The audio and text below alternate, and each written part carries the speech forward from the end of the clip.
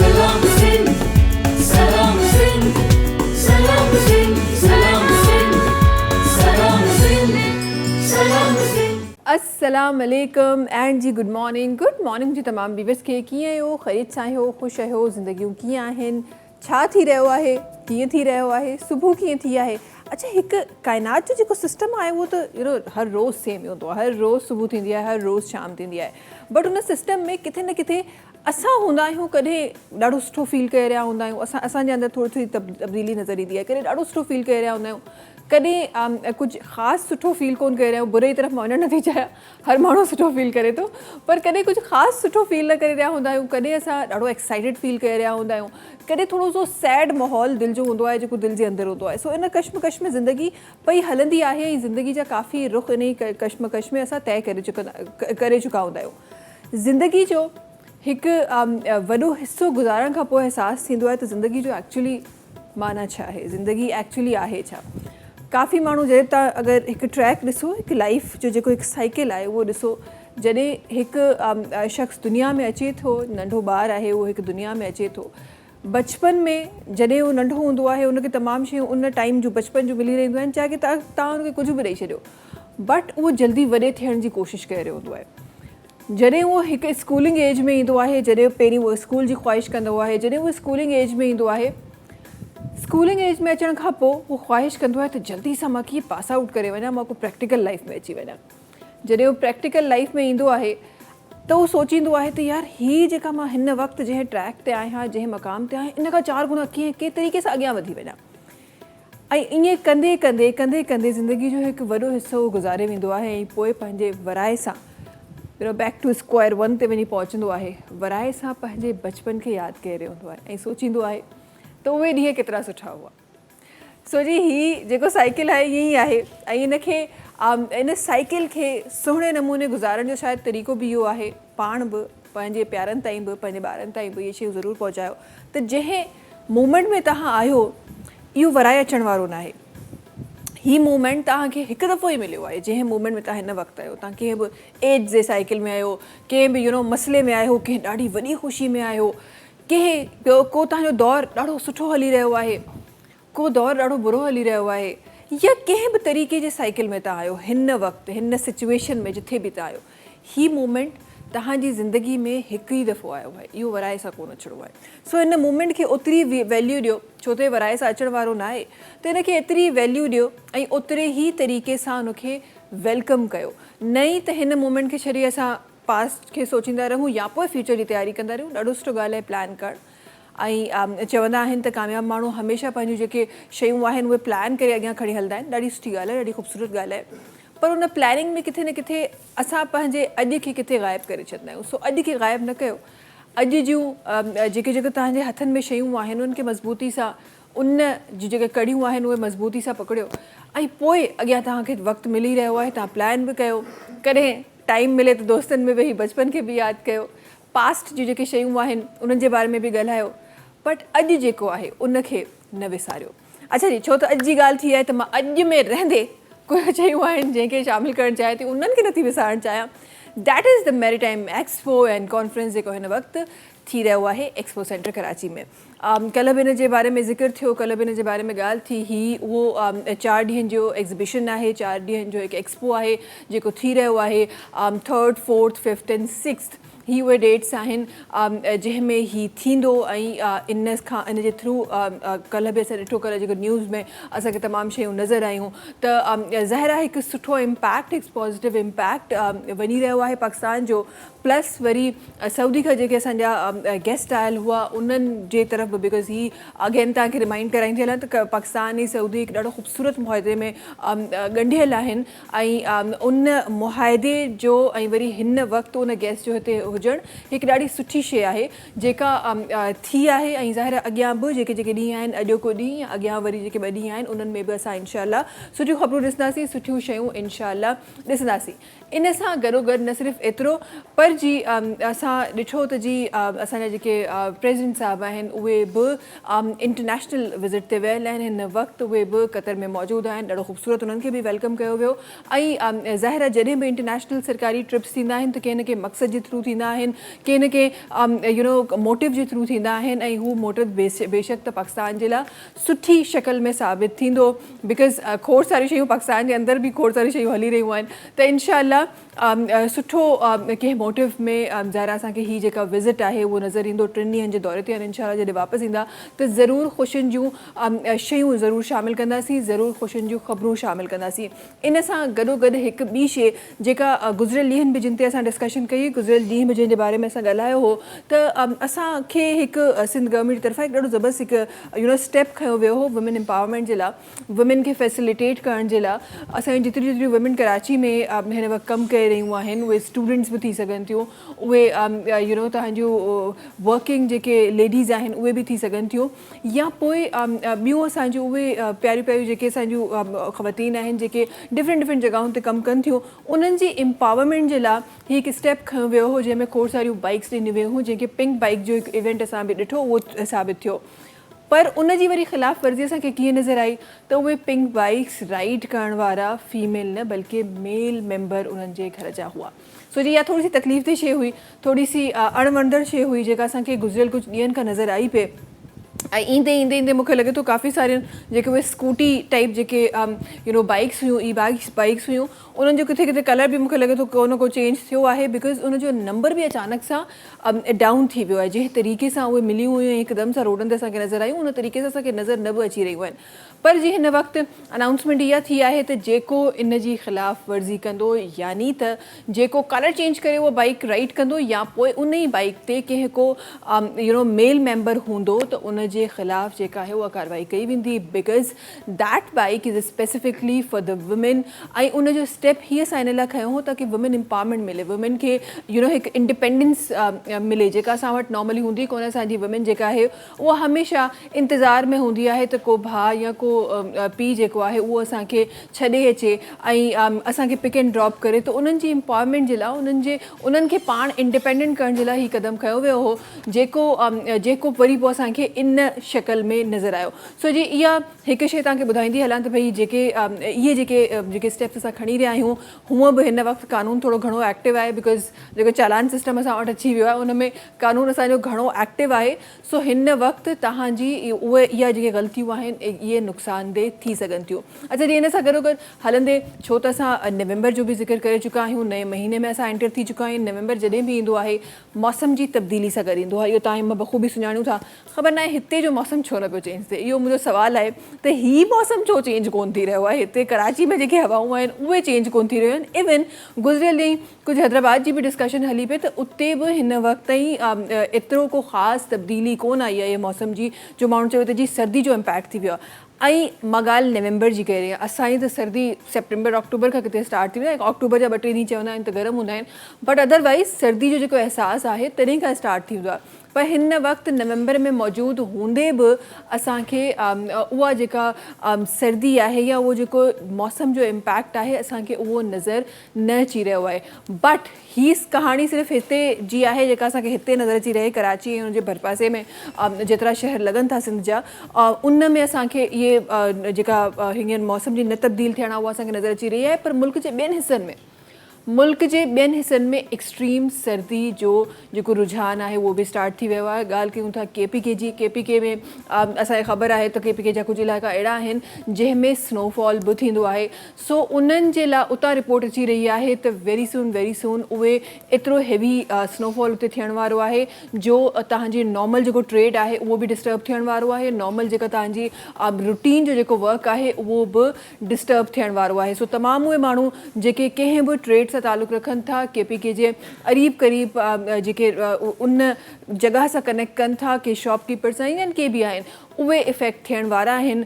सो जी जल्दी सां तयारी वठी वठो बिकॉज स्नोफॉल जो जेको सीज़न आहे उहो बि मुल्क जे ॿियनि हिसनि में स्टार्ट थी वियो आहे। नॉर्दन में त पहिरीं खां स्टार्ट थी वियो। असां पहिरीं बि डिस्कस कयो 2 महीना पहिरीं उते जेके मौसम जी जेके पहिरियों बहारूं हुयूं उहे बि स्टार्ट थी वियूं। मौसम जी पहिरीं स्नोफॉल बि स्टार्ट थी वई बट उन जो असरु फ़िल वक़्त ताईं कराची ते न आयो आहे। त दुआ कयो त कराची बि थधो थधो असांखे उअं ई फील थिए जीअं हिन वक़्तु मुल्क जा ॿिया हिसा असांखे ॾाढा ख़ूबसूरत नज़र अची रहिया आहिनि। जल्दी सां जी ब्रेक जी तरफ़ हलूं था। वापसि थी इंशाल्लाह पंहिंजे प्यारनि महिमान सां बि मिलाईंदासीं तव्हांखे ॿुधाईंदा हलूं त जी हिकु ख़बर जेका तव्हां सभिनी ताईं मां पहुचाइणु चाहियां थी जेका आहे टपाल मेज़बान जश्न जमालो टीवी शो जे बारे में। टपाल मेज़बान पंहिंजे सारिफ़ीन जे लाइ हिकु ॾाढी ज़बरदस्त कैंपेन खणी आयो आहे जंहिं तहत तव्हां कटे सघो था खोड़ सारा क़ीमती इनामात।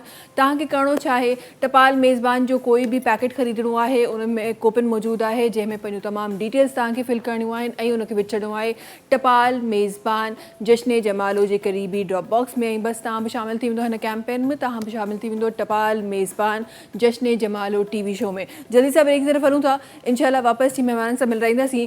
कुझु ज़िंदगी जे डिफरेंट टॉपिक्स ते इंशाल्लाह ॻाल्हाइण जी कोशिशि कंदासीं। कुझु सवाल असां ॼाणण जी कोशिशि कंदासीं। कुझु जवाबात तव्हां ताईं पहुचाइण जी कोशिशि कंदासीं। वक़्तु आहे ब्रेक जो। तव्हां सां मुलाक़ात कयूं था नंढी कमर्शियल ब्रेक खां पोइ। सलाम सिंध सलाम सिंध सलाम सिंध सलाम सिंध सलाम सिंध सलाम सिंध। जी वेलकम बैक। हिकु दफ़ो ॿीहर तव्हां सभिनी खे ॿुधाईंदा हलूं त टपाल मेज़बान पंहिंजे सारिफ़ीन जे लाइ हिकु ॾाढी ज़बरदस्त कैंपेन खणी आयो आहे टपाल मेज़बान जश्न जमालो टीवी शो जंहिं तहत तव्हां खटी सघो था खोड़ सारा क़ीमती इनामात। तव्हांखे करिणो छा आहे टपाल मेज़बान जो कोई बि पैकेट ख़रीदो आहे उनजे अंदरि कूपन मौजूदु आहे जंहिंमें पंहिंजूं तमामु डिटेल्स खे फिल करिणो आहे ऐं उनखे विझी छॾिणो आहे टपाल मेज़बान जश्न जमालो जे क़रीबी ड्रॉप बॉक्स में। ऐं बसि तव्हां बि शामिलु थी वेंदो हिन कैंपेन में। तव्हां बि शामिलु थी वेंदो टपाल मेज़बान जश्न जमालो टीवी शो में। अच्छा जी महिमाननि जी तरफ़ हलूं था। अॼु सां गॾु जेके पर्सनैलिटी तशरीफ़ फरमा आहिनि उन्हनि जे तारीफ़ जी तरफ़ हलूं था। सभिनी खां पहिरीं सां गॾु मोहतरमा पिरे मुस्तफ़ा साहिबा आहिनि जेके तशरीफ़ फरमा आहिनि। पाण जो तालुक़ लॉजिस्टिक्स सां आहे। अस्सलाम वालेकुम। कीअं आहियो? ख़ैरियत सां आहियो? ख़ुशि आहियो? तबियत ठीकु आहे? ठीकु आहे अल्हम्दुलिल्लाह बिल्कुलु ठीकु ठाक। तव्हां ॿुधायो ज़िंदगी कीअं आहे पिरे? ज़िंदगी अॼुकल्ह त ॾाढी बिज़ी आहे। बिज़ी थी वई आहे। वक़्तु तव्हां ॾिसो था अॼुकल्ह ये साल कीअं गुज़री वियो ख़बर ई न पियो। ख़बर ई नथी पए अॼुकल्ह त ज़िंदगी छा थो हले बसि हले थो गो विद द फ्लो। हा बिल्कुलु एॾो ईअं थो लॻे थो ख़बर न आहे को असांजी सरकार त स्पीड माण्हुनि जी घटि बि कराए 60 स्पीड थी वई आहे पर ज़िंदगी जी स्पीड जेका आहे उहो कंट्रोल में न कोई कंट्रोल नथो हले। बिल्कुलु ईअं ई आहे। अॻियां वधंदे हिकु ॿी पर्सनैलिटी सां गॾु तशरीफ़ फरमा आहे ऐं इंशाल्लाह आई एम श्योर त काफ़ी सारा माण्हुनि जा जेके सवालात आहिनि उनजो जवाब अॼु असांजे प्रोग्राम में ॾींदा। पाण कंसल्टेंट स्टडी अब्रॉड आहिनि असां गॾु अली हैदर शाहिद साहब जेके तशरीफ़ फरमा आहिनि। अस्सलाम वालेकुम। अस्सलाम। कीअं आहियो? ख़ैरियत सां आहियो? ख़ुशि आहियो? अल्हम्दुलिल्लाह का शुक्र है मौला का करम है। बिल्कुल ठीक ठाक। ज़िंदगी कीअं आहे? ज़िंदगी भी फास्ट ट्रैक में चल रही है, बिजी चल रही है और साथ साथ ये है कि अप्स एंड डाउन आपको पता आते रहते हैं बिजनेस में बट अल्हम्दुलिल्लाह अल्लाह का मौला का बहुत करम है कि बहुत अच्छी चल रही है। माशाल्लाह माशाल्लाह। बिजनेस का मकसद ही यही है। एग्जैक्टली बिल्कुल and specially thank U for having me. Thank you so much for coming. अच्छा जी अॻियां वधंदे हिकु ॿिया महिमान सां गॾु तशरीफ़ फरमा आहिनि ऐं हमेशह असां वटि एंटरटेनमेंट जो को न को हिसो ज़रूरु हूंदो आहे। अॼु हुन हिसे खे पूरो करण जे लाइ ॾाढो ख़ूबसूरत हिकु सिंगर सां गॾु तशरीफ़ फरमा आहिनि। ॾाढी प्यारी जनाब जी आवाज़ आहे। आई एम श्योर खोड़ सारा परिस्तार हुननि जा हिन वक़्तु बि असांखे ॾिसंदा हूंदा असां गॾु जी जनाब संतोष केसवानी साहब आहिनि जेके असां सां गॾु तशरीफ़ फरमा आहिनि। अस्सलाम वालेकुम। कीअं आहियो? ठीकु आहियो तव्हां? अल्हम्दुलिल्लाह बिल्कुलु ठीकु ठाक। तव्हां ॿुधायो ज़िंदगी कीअं आहे? ॾिठो वञे त ज़िंदगी तो कंहिं चयो त ज़िंदगी तो अपने तरीके से चलती रहती है औरों के सहारे तो जनाजा उठा करते हैं। सुबह होती है शाम होती है उम्र यही तमाम होती है। ओए होए। तो ज़िंदगी जी डेफिनेशन हर इंसान लाइ अलॻि अलॻि आहे। तव्हां लाइ अलॻि आहे मुंहिंजे लाइ अलॻि आहे। बेशक। सो ॾाढी ख़ुशी थी तव्हां सां मुलाक़ात थी ऐं उमेद आहे कि ज़बरदस्त ईंदो। इंशाल्लाह इंशाल्लाह ज़रूरु। ऐं मूंखे बि इलाही ख़ुशी तव्हां मुंहिंजे शो में आयो। अच्छा ज़िंदगी जी डेफिनेशन मां सुबुह ई ॻाल्हि कई रही हुयमि त बेशक त हर माण्हू जे लाइ ज़िंदगी जी डेफिनेशन शायदि डिफरेंट आहे पर हर माण्हू जी हर वक़्तु ज़िंदगी जी डेफिनेशन ये भी आहे सही ॻाल्हि आहे। जी केमिस्ट्री जी डेफिनेशन पर्टिकुलर हिकिड़े चकर ई आहे उनजी तब्दील कोन थी थी सघे त ज़िंदगी जी ॾींहों ॾींहुं तब्दील थींदी आहे। ॾींहों ॾींहुं तब्दील थींदी आहे। बिल्कुलु बिल्कुलु ईअं ई आहे। ऐं उहो उन ई केमिस्ट्री जे रिसर्चिस ऐं सर्वेस वांगुरु एक्सपेरिमेंट वांगुरु तव्हांखे ज़िंदगी आहिस्ता आहिस्ता सम्झ में अचणु शुरू थींदी आहे। अच्छा जी हिन तरफ़ असां गॾु कुझु ॿिया महिमान आहिनि जेके तशरीफ़ फरमा आहिनि ॾाढा ज़बरदस्त तबले नवाज़ सां गॾु तशरीफ़ फरमा आहिनि। रोहित कुमार साहब आहिनि जेके सां गॾु तशरीफ़ फरमा आहिनि। अस्सलाम वालेकुम। तव्हांखे बि भली कार असांजे शो में गॾोगॾु शोभी भाई मंच ते अची चुका आहिनि। अस्सलाम वालेकुम शोभी भाई। ठीकु आहियो? ख़ुशि आहियो? चमको पिया? किसी दिन राज बता देंगे शोभी? लोगों का भला होना चाहिए, राज लोगों को पता होना चाहिए। खैरियत से हैं? खुश हैं? माशाल्लाह माशाल्लाह ज़बरदस्त। अच्छा जी, ॻाल्हियुनि जो सिलसिलो शुरू कयूं था, पहिरियों पहिरियों ॻाल्हियूं जेके आहिनि उहे प्रोग्राम में रखणु शुरू कयूं था। सभिनी खां पहिरीं प्रेस साहिबा तव्हांजी तरफ़ अचणु चाहियां थी, ऐं हिकु गैप आयो, उन गैप खां पोइ वापसि मार्केट वरी जॉइन कई, थोरो इन गैप जे बारे में ॿुधायो पहिरीं त। गैप आयो एक्चुअली मां पंहिंजो PhD स्टार्ट कयमि त I have been to Malaysia, त पोइ उनखां पोइ मां वापसि पाकिस्तान आयमि। पोइ हर शइ इनिशियली त जेकी आहे उहा ॾाढी ओवरवेलमिंग पई लॻे, त मतिलबु छा मतिलबु हर शइ ते इनिशियली तव्हां अगरि काॾे वञो था ऐं वापसि तव्हां अचो था कराची, स्पेशली कराची जा रोड्स, ट्रैफिक, इंडस्ट्री, हर शइ तव्हांखे इलाही इलाही इलाही अनॉय कंदी। ऐं उनखां पोइ वापसि शयूं जॾहिं ट्रैक ते आंदियूं, हर शइ कई त इनिशियली ॾाढो टाइम कंज़्यूम थियो, ॾाढी डिफ़िकल्ट, मतिलबु इलाही वधीक डिफ़िकल्टीज़ लॻियूं, लेकिन उन सां गॾु लर्निंग बि इलाही इलाही इलाही थी। ऐं हाणे जेको आहे अल्हम्दुलिल्लाह माशाल्लाह जेको आहे उहो बिज़नेस बि पंहिंजो ट्रैक ते हले थो, PhD बि पंहिंजे ट्रैक ते थो हले। PhD थोरो स्लो थी वियो आहे, बिज़नेस छो त हिकु शइ में माण्हू हिकु वक़्त ते हिते तव्हांखे ख़बर आहे लाइफ कीअं आहे, फोकस करणु ऐं सभु शयूं करणु, त उहो ऐं उहो बि का शइ तव्हां नई शइ कंदा आहियो, उहा हलंदी हले त उहा अलॻि ॻाल्हि आहे, पर जॾहिं बि का तव्हां नई शइ कंदा आहियो त उहो तव्हांजो फोकस घुरंदी आहे। फोकस घुरंदी आहे, being the lady in country में स्पेशली असां वटि, ऐं जेके असांजो रिस्पॉन्सिबिलिटीज़ आहिनि, सिंस आई एम मैरिड, माशाल्लाह लास्ट टाइम जॾहिं तव्हां सां मुलाक़ात थी त तॾहिं आई वॉज नॉट, लेकिन हाणे मैरिड, उहा लाइफ जी रिस्पॉन्सिबिलिटी, एजुकेशन जी रिस्पॉन्सिबिलिटी, बिज़नेस जी, त मूंखे लॻे थो औरत लाइ हिकिड़ो ॾाढो ओवरवेलमिंग थी वेंदो आहे इहो सभु कुझु गॾु खणी हलणु। बेशक बेशक, हिकु औरत जे लाइ स्पेसिफिकली असांजे मुआशरे लाइ असां वटि जेका औरत आहे उहा पंहिंजा तमामु जेके कॉर्नर्स आहिनि उनखे हमेशह गॾु ई खणी हलणो गॾु खणी हलंदी आहे। ऐं मूंखे लॻंदो आहे त शायदि उन खां एक्सपेक्टेशन बि माण्हुनि जो कुझु वधीक ई हूंदियूं आहिनि, त मतिलबु अगरि हो घर में बि करे थी त अच्छा हे करे वठंदी, हे ॾिसी वठंदी, ऐं अगरि हो ॿाहिरि बि कुझु करे थी त अच्छा हो अची करे वठंदी, हो हीअं थी वेंदो, हूअं थी वेंदो, मतिलबु उनमें कोई शिकायत न आहे, लेकिन कॾहिं कॾहिं ईअं थींदो त थोरो ओवरवेलमिंग हूंदो आहे असांजी सोसाइटी में। वी आर प्रिविलेज्ड, लेकिन खोड़ अहिड़ा माण्हू आहिनि जिन जे लाइ ॾाढो नामुमकिन सो आहे, या त उन्हनि खे करियर छॾिणो पवंदो आहे, या उन्हनि खे जेको आहे उहो घर कॉम्प्रोमाइज़ थींदो आहे, वरी फ्यूचर में ॿाहिरि कॉम्प्रोमाइज़ थींदो आहे। बिल्कुलु, तॾहिं त असां वटि जॾहिं तव्हां डिग्रीज़ जी ॾिसो था त असां वटि स्टडीज़ लाइ जॾहिं असांजूं नियाणियूं वेंदियूं आहिनि त हिकु नॉर्मल असां वटि कॉन्सेप्ट आहे त डॉक्टर थियण जो हर कंहिंखे शौक़ु हूंदो आहे। सो MBBS जी डिग्री त काफ़ी सारियूं छोकिरियूं असांजूं वठंदियूं आहिनि, पर उन मां 40% उहे छोकिरियूं हूंदियूं आहिनि जेके प्रैक्टिस न कंदियूं आहिनि, बिकॉज़ आफ्टर मैरिज उन्हनि खे परमिशन कोन मिलंदी आहे या टाइम मैनेज कोन थींदो आहे। त इहा असांजी सोसाइटी जी हक़ीक़त आहे। इहा आहे त मुंहिंजी हिकिड़ी फ्रेंड हुई, उहा डॉक्टरी पढ़े पई, त हुनजी ससु खे डॉक्टर बहू खपे पई, लेकिन उहा हाउस वाइफ उनखे ॿारनि जी परवरिश में हिकु डॉक्टर जो एक्सपीरियंस खपे, लेकिन हुजे वो हाउस वाइफ, असां अलाउ न कंदासीं त हो जॉब करे। अच्छा, ही हिकु तवील बहस थी वेंदी जॾहिं अलाउड जो जॾहिं वर्ड अची वेंदो आहे न, त बीइंग अ लेडी ऑब्वियसली उहो थोरो सो किथे को दिलि जेके हार्श कॉर्नर ते वञी हिट कंदो आहे, त असांखे परमिशन वठण जी ज़रूरत किथां पई, ऐं कंहिं वटि अथॉरिटी आहे तो परमिशन ॾे, मतिलबु छो ॾे? असांजी ज़िंदगी आहे, असांजी मर्ज़ी आहे, असां कीअं पियो। ख़ैर जी, इहो हिकु जंहिं ते इंशाअल्लाह कॾहिं असां शो कंदासीं त हिकु दफ़ो ॿीहर हिन ते बहस कंदासीं, खोड़ दफ़ा थी बि चुको आहे, पर हिकु दफ़ो ॿीहर बहस कंदासीं। अॻियां हलंदे अली हैदर साहिब सां गॾु तशरीफ़ फरमा आहिनि, ऐं जीअं मूं पहिरीं चयो त खोड़ सारा असांजा हींअर वक़्तु व्यूवर्स हूंदा जिन जे सवालनि जा जवाब अली हैदर साहिब वटि आहिनि। पहिरीं त मां थोरो सो ज़रूरु ॼाणणु चाहींदमि तव्हांजे लफ़्ज़नि में अली हैदर साहिब, त हीअ जेको कुझु हिन वक़्तु जॾहिं अब्रॉड स्टडीज़ जी ॻाल्हि कजे थी, त हिन वक़्तु ज़ाहिर आहे काफ़ी सारनि माण्हुनि जे ज़हननि में काफ़ी सारा क्वेश्चन्स आहिनि जेके रेज़ थियनि था।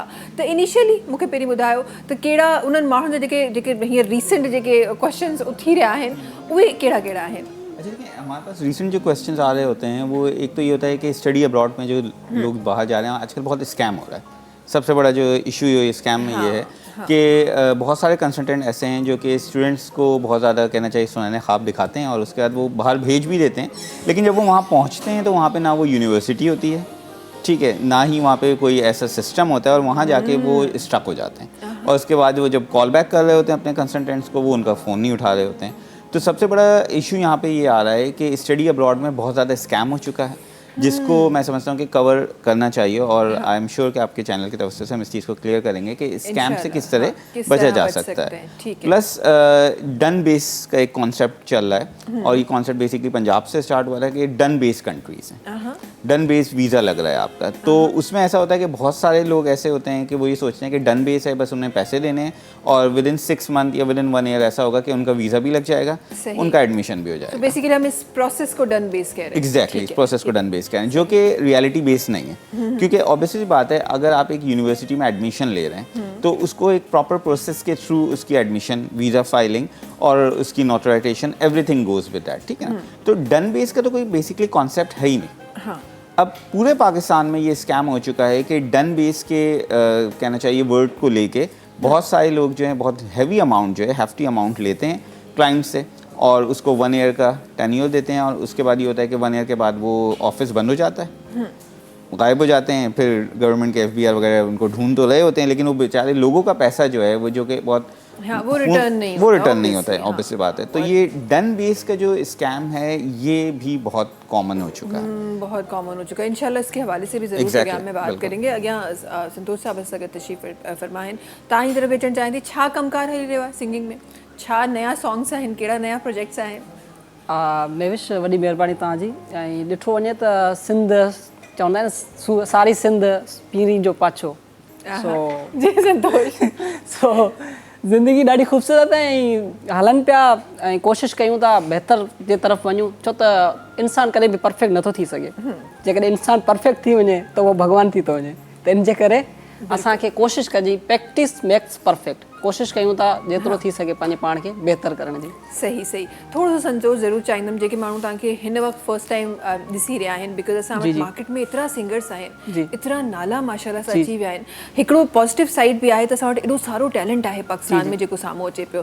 तव्हांजी जर्नी जे हवाले सां, बिकॉज मां हमेशह चाहींदी आहियां त को नयो टैलेंट अगरि उभरंदड़ को टैलेंट आहे जेको असांजे शो ॾिसी रहियो आहे त उनजे लाइ हिकु इंस्पिरेशन साबित थिए। थोरो सो तव्हांजी इनिशियल जर्नी जे बारे में। हाँ, ॾिठो वञे त मैम कॾहिं कॾहिं जीअं मैडम लता खां कंहिं इंटरव्यू वटि सवाल कयो त मैम तव्हांजी प्रैक्टिस केतिरी आहे सिंगिंग में ऐं तव्हांजी नेचुरल आवाज़ केतिरी आहे? त मैम चयो त मुंहिंजी 70% जेको आहे न नेचुरल वॉइस आहे, 30% मुंहिंजी प्रैक्टिस आहे। त कुझु माण्हुनि वटि नेचुरल वॉइस हूंदो आहे ऐं कुझु वरी प्रैक्टिस करे ठाहींदा। कुझु अहिड़ा माण्हू जेका कुझु बि नथो अचे न, हाणे मां जेकॾहिं चाहियां त मां छोकिरी जी आवाज़ बि प्रैक्टिस करे सघूं था, इहो आहे। छो त प्रैक्टिस मेक्स परफेक्ट, माना कम सां तव्हां कुझु बि करे सघो था। त मूंखे लॻे थो जॾहिं मां पंहिंजे पाण खे, मूंखे ख़बर ई कोन्हे, इंसानु कॾहिं कॾहिं पंहिंजे पाण खे नथो सुञाणे। त जॾहिं मां पंहिंजे शक में 8 9 क्लास में पढ़ंदो हुउसि त असीं सनातन धर्म हिंदू फैमिली सां कनेक्ट ताल्लुक़ रखूं था, त असां तव्हां में जी नात वग़ैरह पढ़ंदा आहिनि, त असां में भॼन वग़ैरह पढ़ंदा आहिनि। त असांजे ॻोठ में ई मंदरु हो त उते रिलीजियस प्रोग्राम वग़ैरह थींदा हुआ। त उते ॾिठो हिकिड़ो जेको भॻत हो, सिंगर हुन ॻाई पिए, त मूंखे उन ॾींहुं थोरो लॻो त मां बि कुझु, मूंखे ख़ुशी अथई या मूंखे जज़्बो आहे त मां ॻाए सघां थो। उहो पहिरियों मुंहिंजो स्टेज हो, उतां खां शुरूआति कई, माना मंदर ताईं, फ़क़ीरनि जे दर तां, ऐं परमात्मा उन्हनि खे चांस ॾिनी। ॾिसो वञो पिया, ईअं ॾिठो आहे काफ़ी जॻहनि ते प्रोग्राम कयो आहे ऐं इवेंट बि कया आहिनि। ऐं अमरकोट तव्हांखे ख़बर आहे म्यूज़िक जो जड़ आहे, उस्ताद शफ़ी फ़क़ीर, उस्ताद रजब फ़क़ीर, त अहिड़ा अहिड़ा जेको आहिनि आला शख़्सियत आहिनि। बिल्कुलु बिल्कुलु। ऐं ज़ाहिर आहे जॾहिं तव्हां पाकिस्तान ऐं सिंध जी इहा ख़ूबसूरती आहे, सॼे पाकिस्तान जी इहा ख़ूबसूरती आहे, त असां वटि डिफरेंट कल्चर्स आहिनि जेके जनम वठनि जी। था। मां 2022 में जेको इंडिया जो बि यात्रा करे आयो हुअसि, त हुते बि म्यूज़िक जी ॾाढी, ऐं नेपाल में, नेपाल बि ख़ूबसूरत आहे, हुते वरी मेडिटेशन जो कोर्स वग़ैरह जेको थिए थो, तव्हांखे ख़बर आहे। ज़बरदस्त। दुनिया जो पहिरियों हिंदू कंट्री आहे नेपाल। जी जी। सो इहे तमामु एक्सपीरियंसिस हींअर माशाल्लाह सां संतोष साहब करे आया आहिनि। ॾाढी ज़बरदस्त ॻाल्हि आहे, ॾाढी सुठी ॻाल्हि आहे। ऐं माशाल्लाह तव्हांजो कमु बि ॻाल्हाईंदो आहे, चवंदा आहिनि त इंसानु लफ़्ज़नि में त ॿुधाईंदो आहे, पर उनजो जेको कमु आहे उनजी सुञाणप बेसिकली उहो कराए रहियो आहे। तव्हां बिल्कुलु सवाल करे सघो था, जेतिरो थी सघे मां पंहिंजे बहितर जवाबु ॾींदुसि। इंशाल्लाह इंशाल्लाह ज़रूरु। अच्छा, मां चाहियां थी, छो त असांजे सुबुह बि असांजे प्रोग्राम में म्यूज़िक शामिलु कोन थी आहे, संतोष सां गॾु बि वेठा आहिनि, ऐं छो त म्यूज़िक जी एतिरी ॻाल्हि बि थी आहे, छो न शामिलु कजे, ऐं पोइ ज़िंदगी जे हिननि मामलात ते बि इंशाल्लाह नज़र विझंदासीं। छा शामिलु थी रहियो आहे? जी मैम, ॾिठो वञे त मां तव्हांखे ॾिसंदो रहंदो आहियां, छो त सलाम सिंध ऐं मुख़्तलिफ़ जॻहियुनि ते, ऐं तव्हां सां ॻाल्हायो बि आहे, ऐं मूंखे लॻंदो आहे त तव्हां होस्टिंग जे हिसाब सां पंहिंजो बेस्ट ॾींदा आहियो, ऐं मूंखे ॾाढी ख़ुशी थींदी आहे। ऐं ॾिसो, माण्हू जेकॾहिं कंहिंखे चवंदा अपने घर को स्वर्ग बनाने वाले हम में, नरक बनाने वाले भी हम में, अगर स्वर्ग नहीं बना सकते तो कम से कम नरक तो न बनाए न ना। बनाए, जेकर कंहिंखे पाण एप्रिशिएट नथा कयूं त उनखे ग़लति कमेंट त न कयूं न। त मूंखे ॾाढी दिलि सां ख़ुशी थींदी आहे, ऐं दिली तौर ते माना हिकिड़ो तव्हांजे लाइ मैसेज निकिरे थो, तव्हां ॾाढो बेस्ट कमु कयो पिया। ऐं उन हिसाब सां हिकिड़ो सॉन्ग तव्हांजे लाइ, पंहिंजे सभिनी दोस्तनि लाइ, सभिनी ॾिसण लाइ, मारवाड़ी गीत आहे। मारवाड़ी गीत में ॾिसो लैंग्वेज ऐं कल्चर, सकाफ़त, सभिनी जी सकाफ़त, सभु सकाफ़त सां प्यारु कनि था। जीअं असांखे सिंध जी सकाफ़त सां प्यारु आहे न, ऐं बलोच आहिनि त उनखे बि पंहिंजी सकाफ़त सां प्यारु आहे। बेशक, त पाण खे क्रिटिसिज़म कोन्हे करिणो ऐं सभिनी खे मोहबतूं विराइणो आहे। सही आहे सही। सो इहो हिकिड़ो मारवाड़ी गीत आहे। छो त मारवाड़ी हिकिड़ी मिठी लैंग्वेज आहे, सभु मिठियूं लैंग्वेज आहिनि, लेकिन मारवाड़ी उनजो बि मज़ो पंहिंजो आहे। बिल्कुलु, त उनमें वेलकम करे थो उहो तव्हांखे ॿुधाए। जी जी प्लीज़ प्लीज़।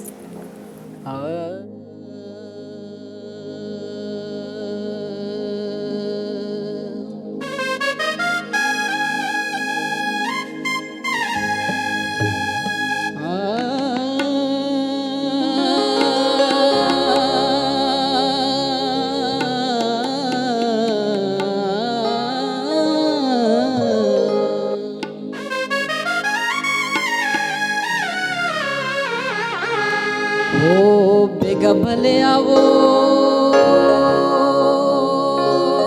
आवनी आवनी आवनी मारा बाल माँ। हो बेगा भले आवो, आवनी आवनी आवनी मारा बाल माँ। बेगा थे बेगा भले आओ, बेगा थे बेगा भले आओ, बेगा भले आओ, आवनी आवनी आवनी मारा बाल माँ। बेगा थे बेगा भले आओ, बेगा थे पाछा भले आओ।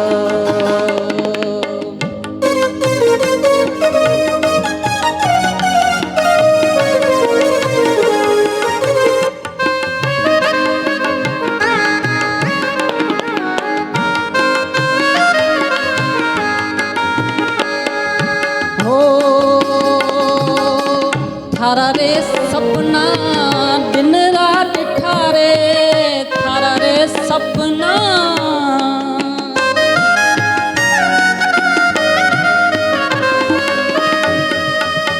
थारा रे सपना दिन रात ठारे, थारा रे सपना दिन रात ठारे। माण्हू राति में सपना ॾिसंदा आहिनि ऐं हीअ ॾींहं में ॾिसे पियो। छा थो चए? थारा रे सपना दिन रात ठारे।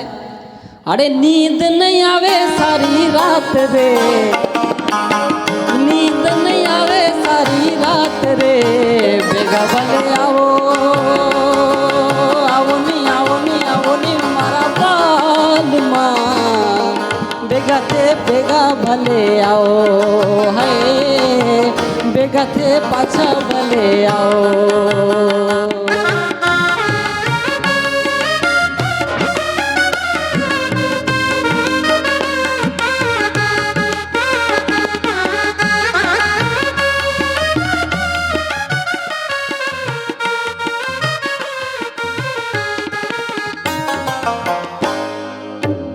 हो रात पिया ने घोर बसाई,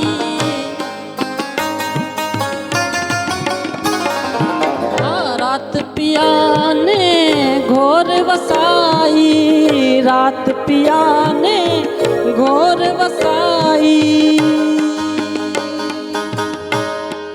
हाय झिणी झिणी पड़ी बरसात रे, झिणी झिणी पड़ी बरसात रे। बेगा भले आवो, आवनी आवनी आवनी मारा बाल माँ। बेगा थे बेगा भले आओ, है बेगा थे बेगा भले आओ।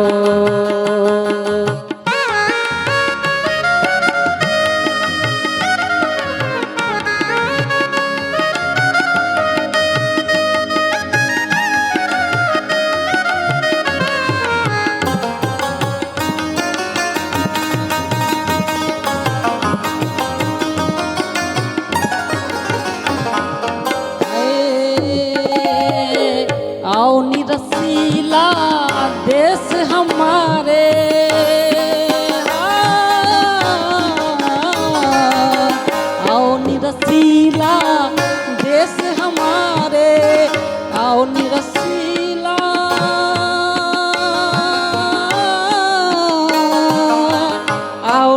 रसीला देश हमारे रे, आओ नी रसीला देश हमारे। साथ जय विश करा तो से मनेड़ी बात रे, करा तो से मनेड़ी बात रे, बेगा भले बेगा भले बेगा भले आओ, आओ नी आओ नी आओ नी मारा बाल माँ, बेगा थे बेगा भले आओ, हाय बेगा थे बेगा भले आओ, बेगा भले आओ, आओ नी मारा बाल माँ, बेगा थे बेगा भले आओ, हाय बेगा थे बेगा भले आओ।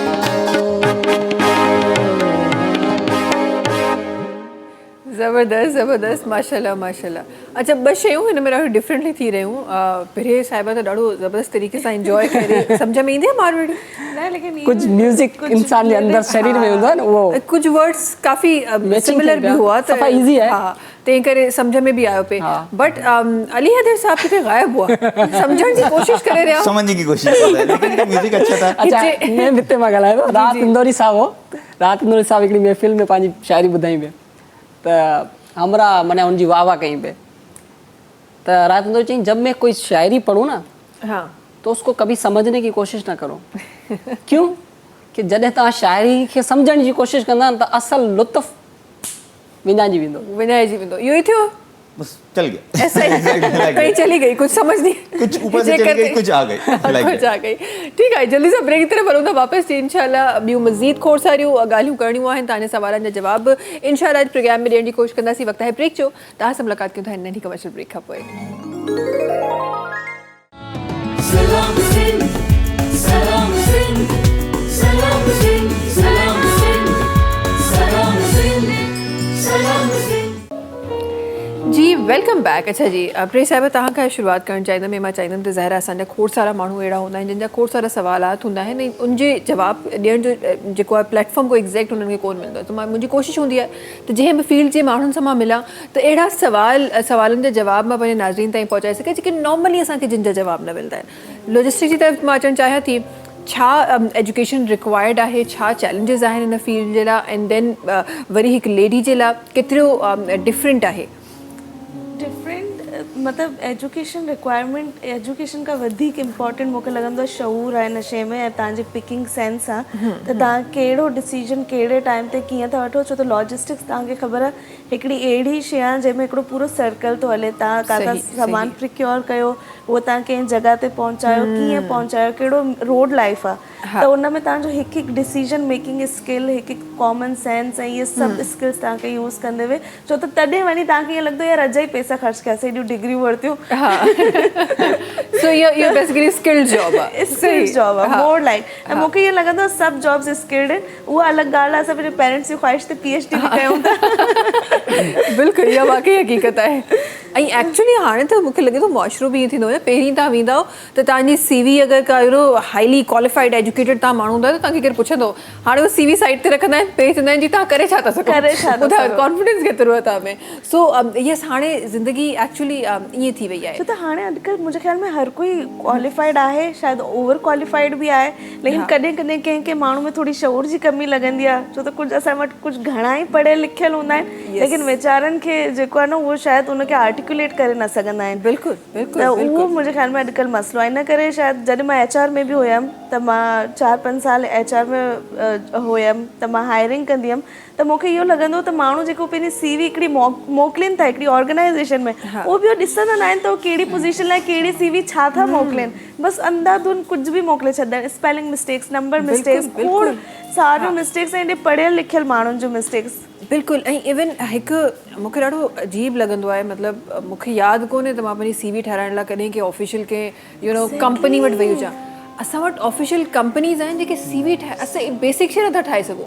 त त पोइ असां पंहिंजे स्किल खे किथे था असां हो जॾहिं कयूं? तव्हां हिकिड़े पेपर ते पाण खे प्रेज़ेंट नथा करे सघो त तव्हां छा आहियो, तव्हांजा छा स्किल्स आहिनि, उन जे लाइ बि तव्हांखे कंहिं ॿिए जी हेल्प खपे त मूंखे लॻे थो कुझु अर्सनि खां पोइ इंटरव्यू ॾियण जे लाइ बि कोई AI रोबोट माण्हुनि जी जॻह जेके उन AI बेसिकली तॾहिं ई आई आहे मूंखे लॻे थो, बिकॉज़ ह्यूमन इंटेलिजेंस जेका आहे उहा त सम्झ में असां आई न पई, तंहिं करे असां आर्टिफिशियल इंटेलिजेंस जी तरफ़ असां हलिया वियासीं। अच्छा, उन खां अलावा छा चैलेंजिस आहिनि अदर देन ॿिए जेके फील्ड्स आहिनि उन जे हिसाब सां हिन में कहिड़ा चैलेंजिस आहिनि जेके तव्हांखे फेस करणा पवंदा आहिनि? चैलेंजिस असांखे वेदर जा इलाही फेस करणा पवंदा आहिनि, रूल्स, ट्रैफिक रूल्स, रेगुलेशन ऐं जेके डिफरेंट स्टेट्स हूंदा आहिनि जंहिंमें असां कमु कंदा आहियूं उन्हनि में छो त हर स्टेट में डिफरेंट रूल्स हलंदा आहिनि त तव्हांखे you have to be very mindful त तव्हां कहिड़ी स्टेट में हाणे आयो ऐं कहिड़ो रूल तव्हांखे हिन वक़्तु उन फॉलो करिणो आहे। टाइम ज़ोन्स जा इलाही इशू हूंदा आहिनि ऐं सभिनी खां वॾी शइ हूंदी आहे ट्रकर्स जा इशू, छो त उन्हनि जी मतिलबु अक्सर ईअं हूंदो आहे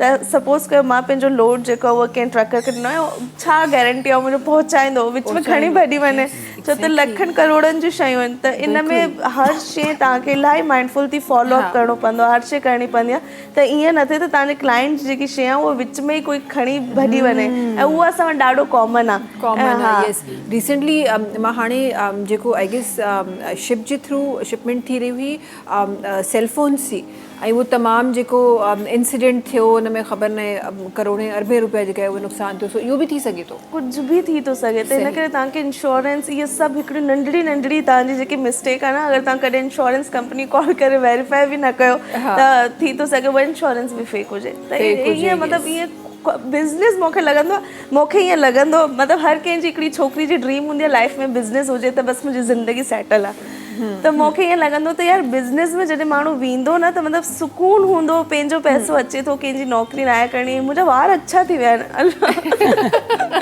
त न मतिलबु एॾो स्ट्रेसफुल आहे बिज़नेस। हिकु ॾींहुं तव्हां ॾाढा ख़ुशि हूंदा आहियो त यार अल्लाह जो शुक्र आहे बसि सभु सही थो हले, सोचींदा आहियो कुझु न कुझु ब्लंडर साम्हूं अची वेंदो आहे त मूंखे लॻंदो आहे पंहिंजे ज़बान में लफ़्ज़ कढंदा आहियूं न पंहिंजी सभिनी खां पहिरियों नज़र खाई लॻंदी आहे, बिकॉज़ इहो त कॉमन सेंस आहे न, त जॾहिं तव्हां जॉब कयो था त यू आर वन एम्प्लॉय, ठीकु आहे, पर जॾहिं तव्हां बिज़नेस कयो था त जेतिरा तव्हां वटि एम्प्लॉय आहिनि उहे सभु तव्हां पाण आहियो, सभिनी जी रिस्पॉन्सिबिलिटी तव्हां वटि आहे। सो यस, बिज़नेस चैलेंजिंग आहे, पर मूंखे लॻे थो जेके माण्हू बिज़नेस जा ठहिया आहिनि न उहे ई बिज़नेस करे सघनि था, उहे जॉब नथा करे सघनि। इहो मूं पंहिंजी ज़िंदगी मां एक्सपीरियंस कयो आहे त तव्हां जॉब वारी कैटेगरी तव्हां वटि जेको माण्हू जॉब करे थो उहो कॾहिं कामयाबु बिज़नेस कोन करे सघंदो, पर जेको माण्हू बिज़नेस करे रहियो आहे उहो जॉब जे लाइ शायदि कॾहिं ठहियो ई न आहे, उहो कॾहिं उन्हनि टाइमिंग्स में उन्हनि तमामु शयुनि में कॾहिं एडजस्ट ई कोन थी। जेको माण्हू बिज़नेस थो करे न उन वटि फ्री विल आहे ऐं उन वटि सोचणु सम्झणु डिसीजन वठणु हर शइ जी पावर आहे ऐं उन खां अलावा उन वटि हिकिड़ो वॾो ग्राउंड आहे। त जॾहिं तव्हां जॉब था कयो न त ॾाढा लिमिटेड थी था वञो, टाइमिंग्स लिमिटेड, छुट्टियूं लिमिटेड, हर शइ लिमिटेड, इवन दो तव्हां पंहिंजे बिज़नेस में पूरे साल में हिकु बि छुट्टी न वठंदा पोइ बि तव्हां एग्ज़ॉस्ट न थींदव, बिकॉज़ तव्हां पाण विलिंग हूंदो न उनजे लाइ, उहो डिसीजन मेकर तव्हां पाण हूंदो। एक्ज़ैक्टली। अच्छा जी, असां सां गॾु अलीद साहब तशरीफ़ फरमा है, उन्हनि जी तरफ़ वञणु चाहियां थी। अलीद साहब, हिन वक़्तु सभिनी खां पहिरीं त मां उन प्रोसेस जे बारे में ज़रूरु ॼाणणु चाहींदमि, वो प्रोसेस जो जितने हमारे स्टूडेंट्स हैं जो स्टडी बाहर करना चाहते हैं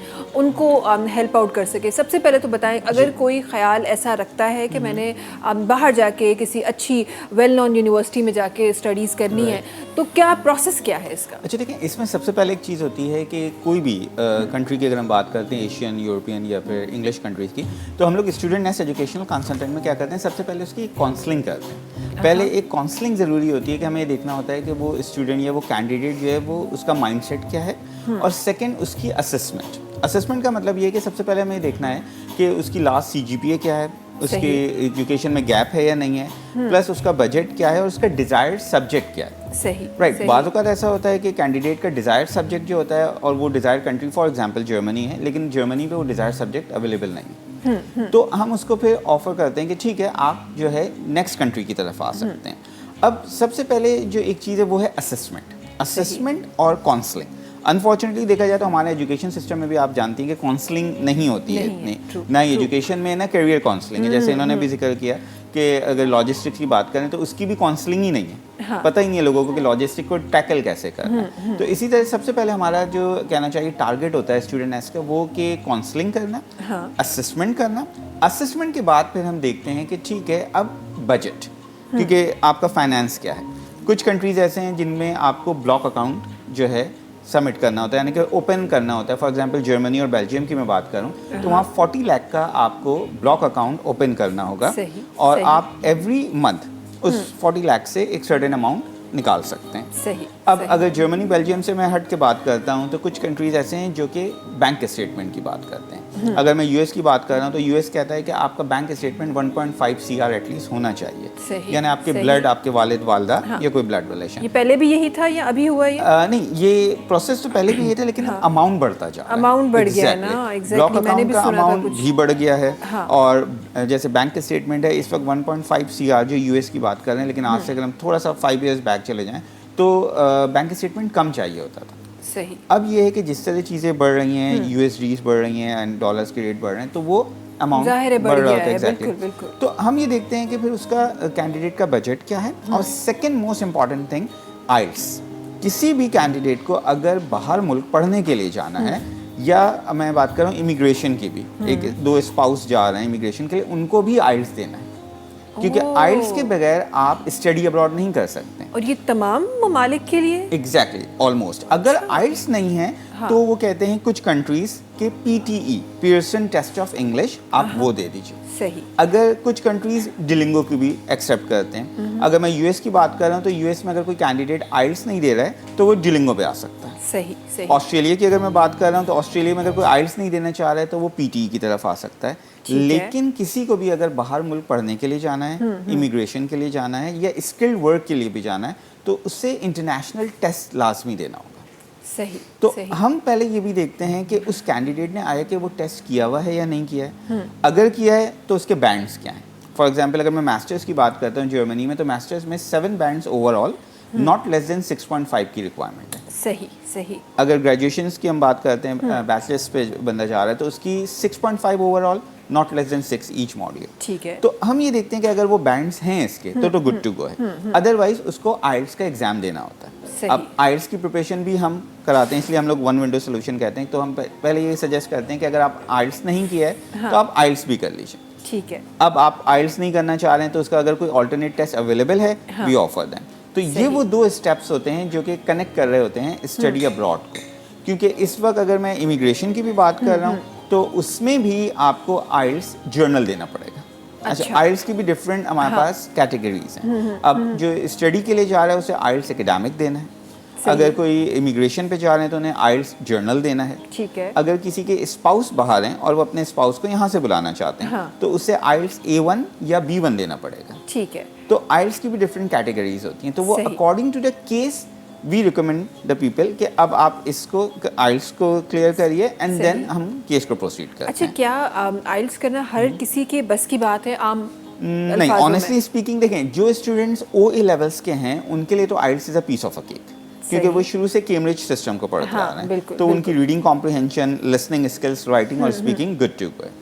अच्छा, कुछ स्कूल्स हमारे ऐसे होते हैं जिनको मैं कहता हूँ सो कॉल्ड इंग्लिश मीडियम। ठीक है, सो कॉल्ड मैं इसलिए कह रहा होता हूँ कि वो बोर्ड में लिखा हुआ है, लेकिन एग्जैक्टली और बैक हैंड में क्या हो रहा होता है वो बिल्कुल डिफरेंट होता है। तो जो इस किस्म के स्कूल के अनफॉर्चुनेटली कैंडिडेट्स आते हैं उनके लिए बहुत प्रॉब्लम होती है आइल्स में, स्पेशली रीडिंग कॉम्प्रिहेंशन।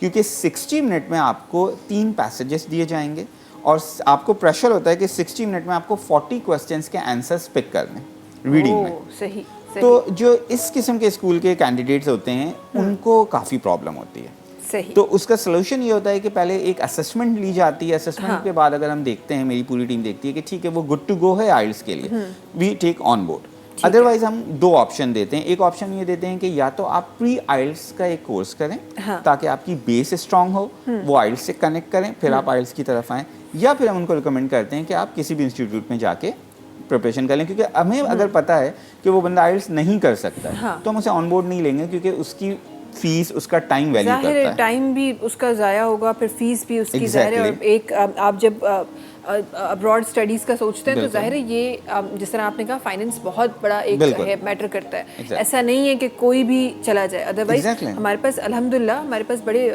एजुकेटेड लोग भी हैं, बहुत अच्छे एजुकेशन में भी हैं, लेकिन वो क्यों पीछे रह जाते हैं?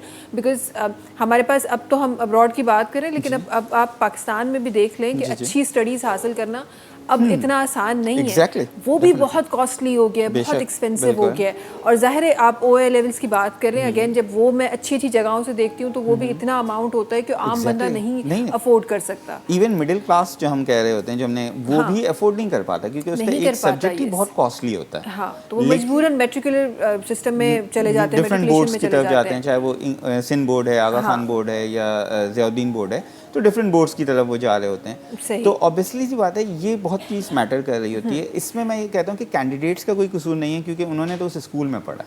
सिस्टम जो है उसको अपग्रेड होना चाहिए हमारा। यस और ऐसे मैं हमेशा कहती हूँ कि ऐसे स्टूडेंट्स जो बहुत अच्छे हैं स्टडीज़ में, जैसे स्कॉलरशिप प्रोग्राम्स की बिल्कुल। बात की, लेकिन टू बी वेरी ऑनेस्ट क्या इतनी ट्रांसपेरेंसी से हमें स्कॉलरशिप्स नहीं मिलती हैं जितना हमें exactly. दिखाया जाता है। बिल्कुल। और ये बिकॉज ज़ाहिर है आप भी उसी एजुकेशन सिस्टम के Definitely. हिस्सा है ना, तो आप उस चीज़ को समझ सकते हैं बेशक। कि वो चीज़ें जो हकदार लोग हैं शायद उन तक नहीं पहुँच, जिन तक पहुँची बहुत अच्छी बात है, बिल्कुल। वो भी थे, लेकिन जो एक्चुअल मतलब अगर हम Deserving. नॉर्मल हाँ जो एक्चुअल डिजर्विंग है शायद उन तक नहीं पहुंचती नहीं वो पहुंचती, चीज़ें। बिल्कुल। तो हमारे पास ये एक बैरियर है कि वो टैलेंट जो हमारे पास है जो कर जी। सकता है, लेकिन वो फाइनेंशियल इश्यूज की वजह से वो आगे नहीं नहीं बढ़ता। जा पाता। तो इनडायरेक्टली क्या हो रहा है कि हमारे पाकिस्तान का टैलेंट पीछे हो रहा है और बिल्कुल। इनडायरेक्टली हमारा पाकिस्तान पीछे हो रहा Backward जा रहा है। है। तो ये एक क्वेश्चन मार्क है जैसे असांखे कम करने की ज़रूरत है या इन में ट्रांसपेरेंसी की ज़रूरत है।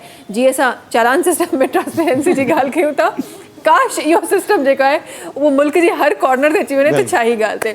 संतोष साहब तव्हांजी तरफ़ अचणु चाहियां थी, छा शामिल थी रहियो आहे प्रोग्राम में?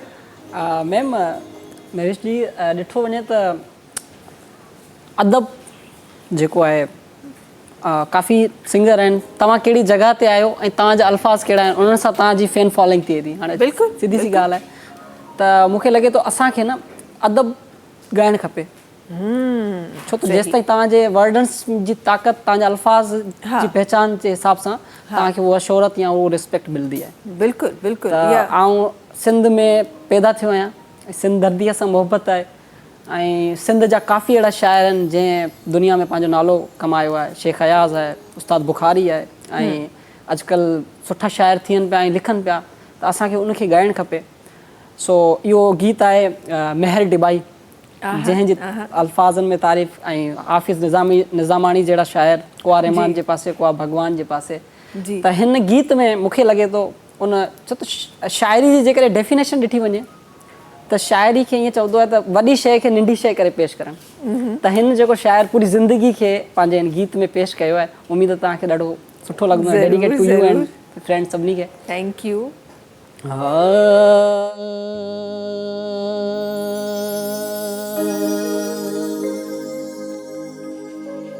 वो साह हिक हिक जी कीमत भरिया,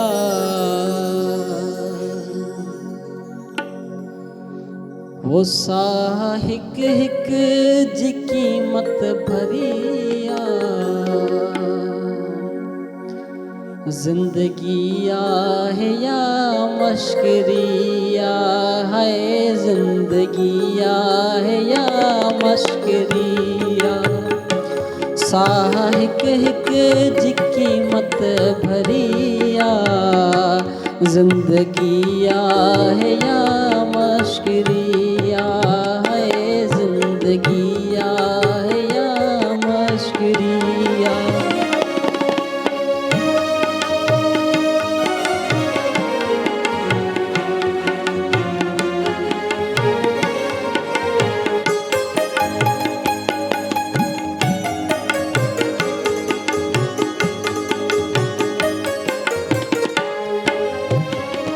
हाल उन बार खां छा पुछी थो, हाल उन बार खां छा पुछी थो,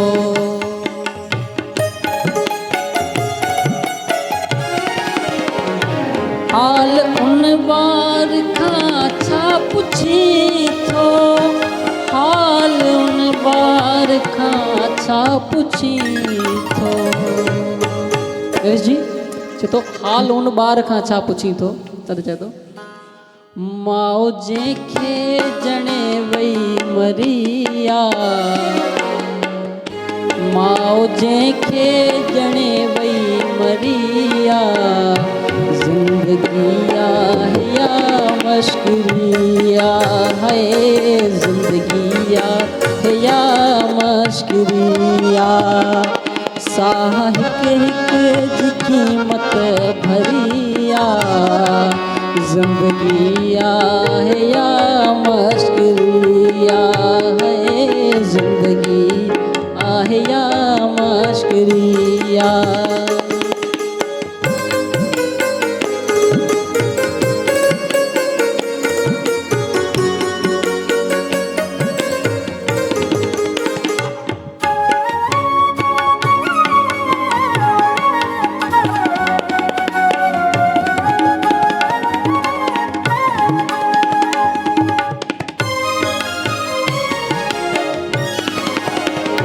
जण खां पोइ मारिया वञूं था जण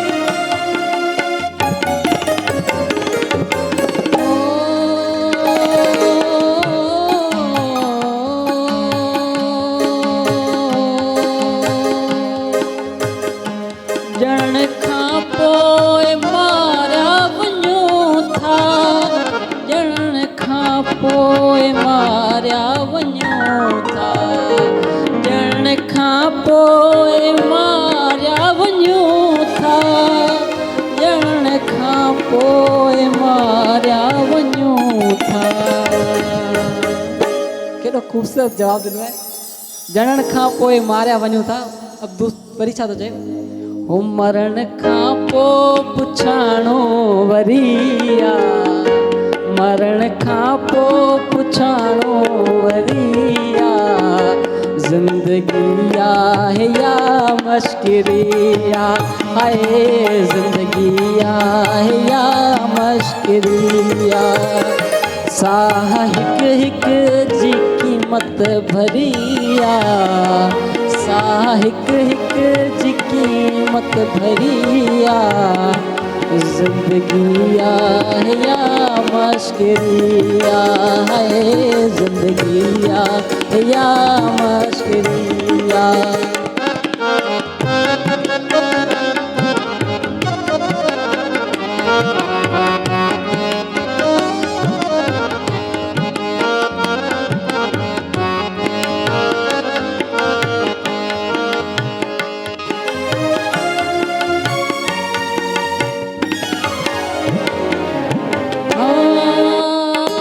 हर अमल जो ज़िम्मेवार माई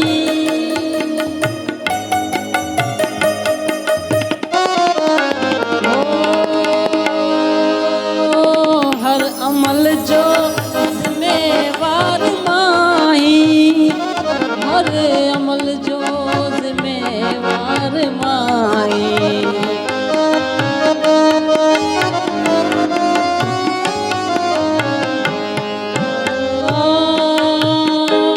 हर अमल जो ज़िम्मेवार माई हर अमल जो ज़िम्मेवार माई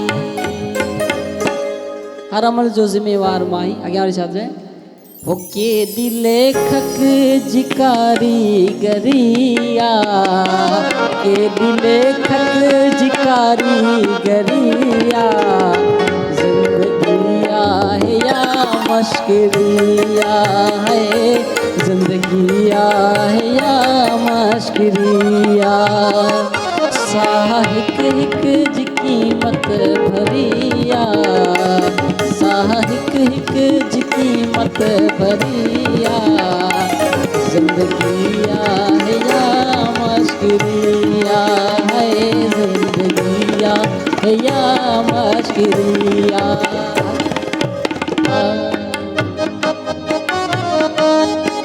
वारो हित वारो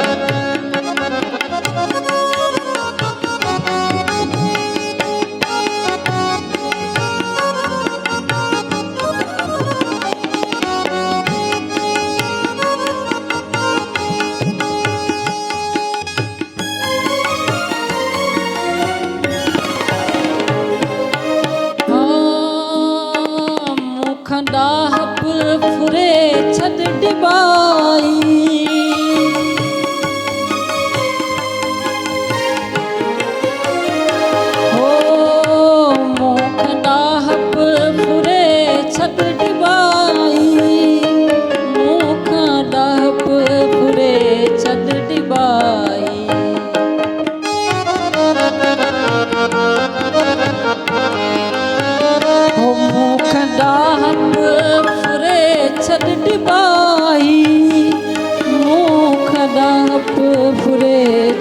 टिबाही मुझी डाहप कई दिल चरिया मुझी डाहप कई दिल चरिया जिंदगिया है या मश्करिया है जिंदगिया है या मश्करिया साहिक जी कीमत भरिया साहिक जी कीमत भरिया जिंदगिया है या मश्करिया है जिंदगिया है या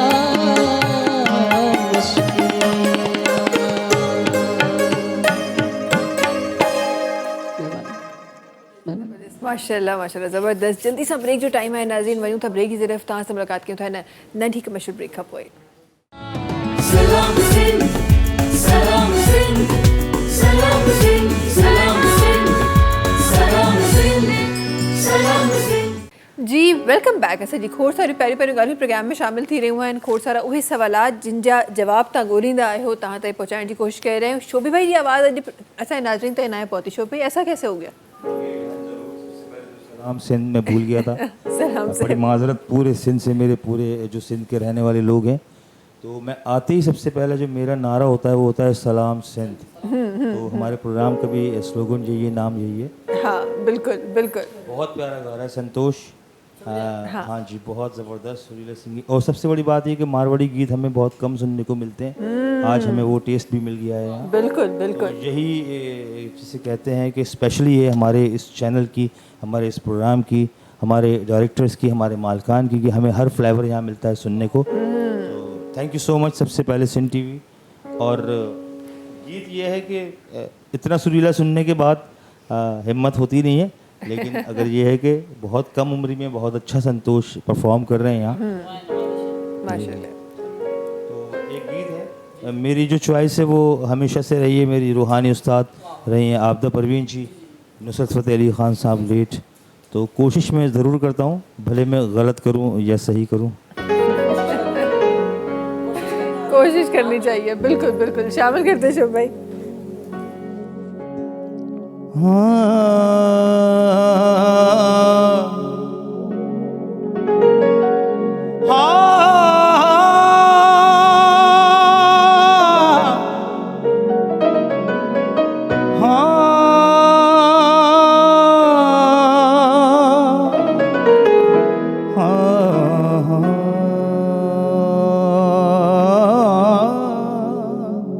भाई संतोष, कोई अगर शायरी में मिस्टेक हो जाए तो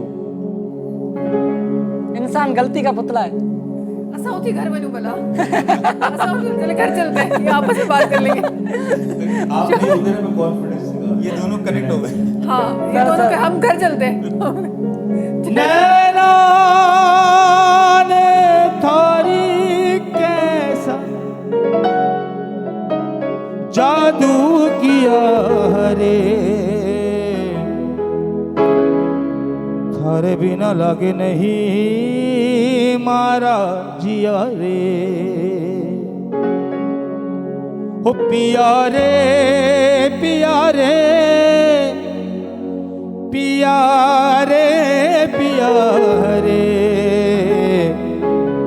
थारे बिना लागे नहीं मारा जिया रे।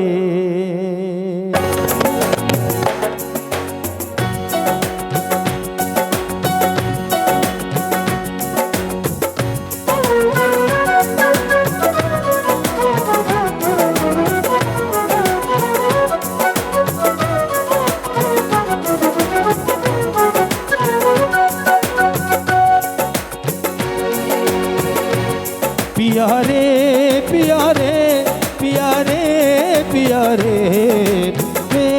पिया रे पिया रे पिया रे, थारे बिना लगे नहीं मारा जिया रे।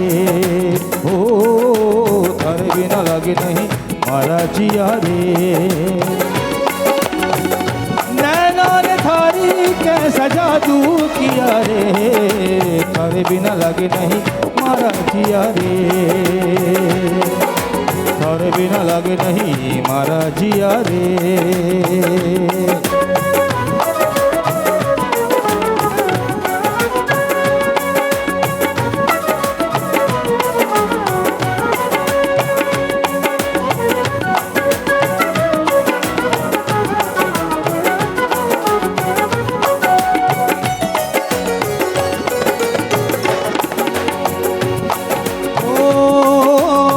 थारे बिन मोहे चैन न आवे, धक धक धक मोहा जी घबरावे।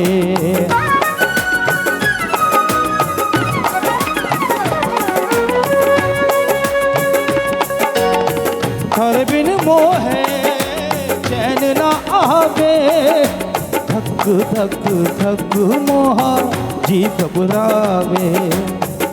बोले बांसुरिया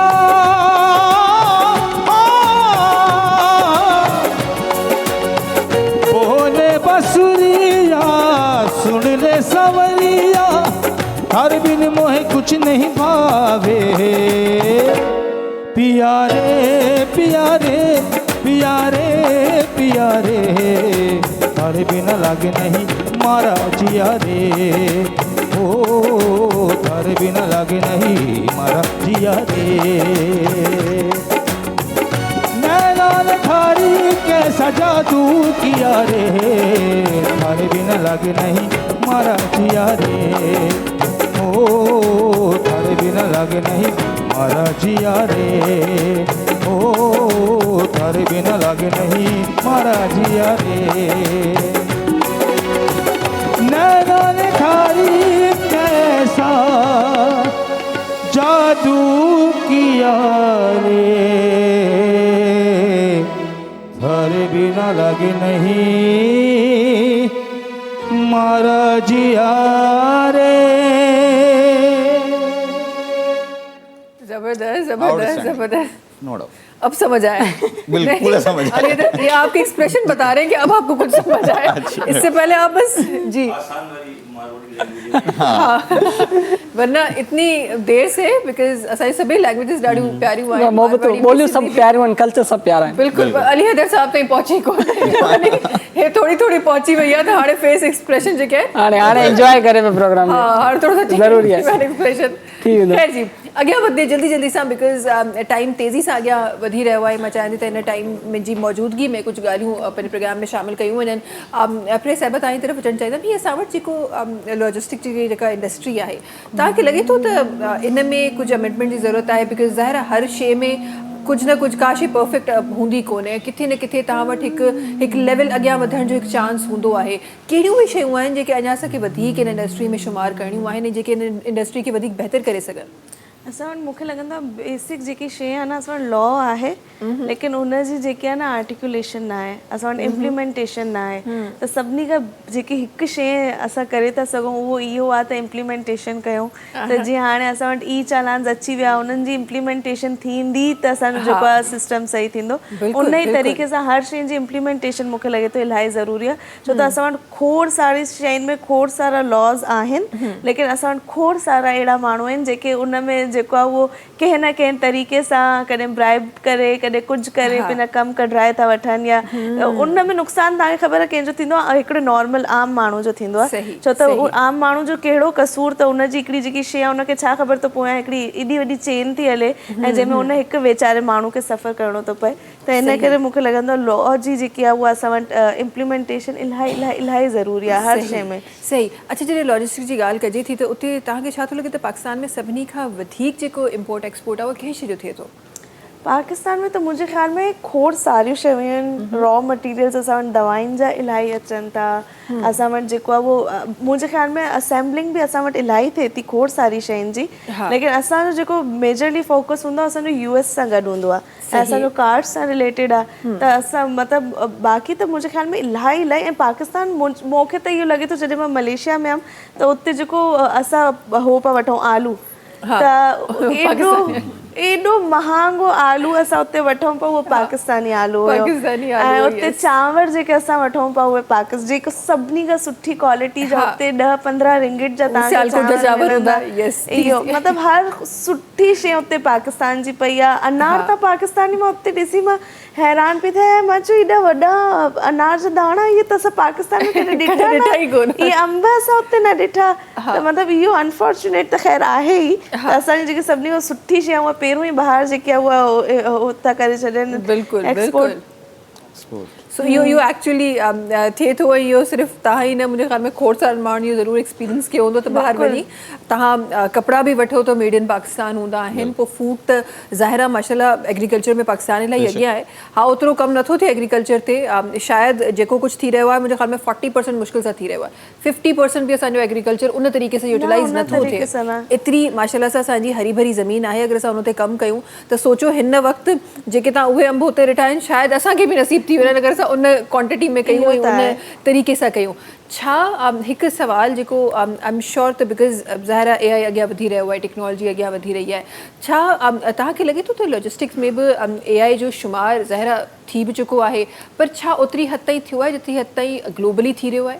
ग्लोबल न, बिल्कुलु बि न। मतिलबु आई वुड से त पाकिस्तान मतिलबु हिकु शायदि 1% हूंदो ऐं उन में बि एॾा ग्लिचिस हूंदा आहिनि जो माण्हू AI जी शइ खे हिते सही कंदे कंदे छो त उहो जंहिं तरीक़े सां हिते इम्प्लीमेंट थिए थी उहो कंदे कंदे त पोइ माण्हू सोचींदो यार हाणे हिते असां भला पाण ई करे था वठूं। बाक़ी हिकिड़ी शइ हिते थींदी आहे चैट GPT जेको माण्हू पैराग्राफ्स उहा हर फील्ड में अची वई आहे। इवन जेको माण्हू ऐं इन सां नुक़सानु इहो थियो त असां पंहिंजो दिमाग़ यूज़ करणु छॾे ॾिनो आहे, स्पेशली अॼुकल्ह जा ॿार असाइनमेंट्स वग़ैरह उहे सभु शयूं हुन ते था कनि, लेकिन पाकिस्तानी इंडस्ट्री में उन तरीक़े सां इहे शयूं इम्प्लीमेंट न थियूं आहिनि। मुंहिंजो PhD जो टॉपिक बि इहो आहे, AI इन HR ऐं AI इन पाकिस्तानी इंडस्ट्रीज़।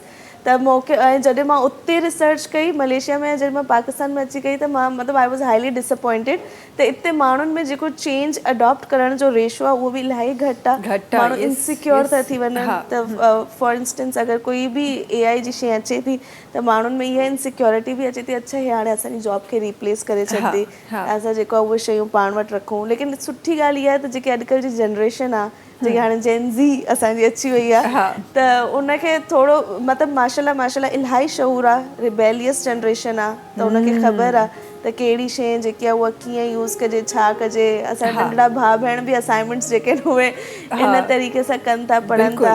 ऐं बाक़ी त उनजी ॻाल्हि कई एग्रीकल्चर जी त उन में बि अॼुकल्ह जी जनरेशन इन थिए थी, जेके असांजा वॾा बुज़ुर्ग हुया उहे त मतिलबु हिकिड़ी रिवायती तरीक़े सां हर शइ कनि पिया। लेकिन मां पंहिंजा फ्रेंड्स खोड़ सारा ॾिठा जेके पूरी डिग्री हासिल करे उन्हनि जो गोल इहो त असां वञी पंहिंजी ज़मीननि ते जेको आहे न इहा नई टेक्नोलॉजी इम्प्लीमेंट कंदासीं, इहा नई शइ उते इम्प्लीमेंट कंदासीं।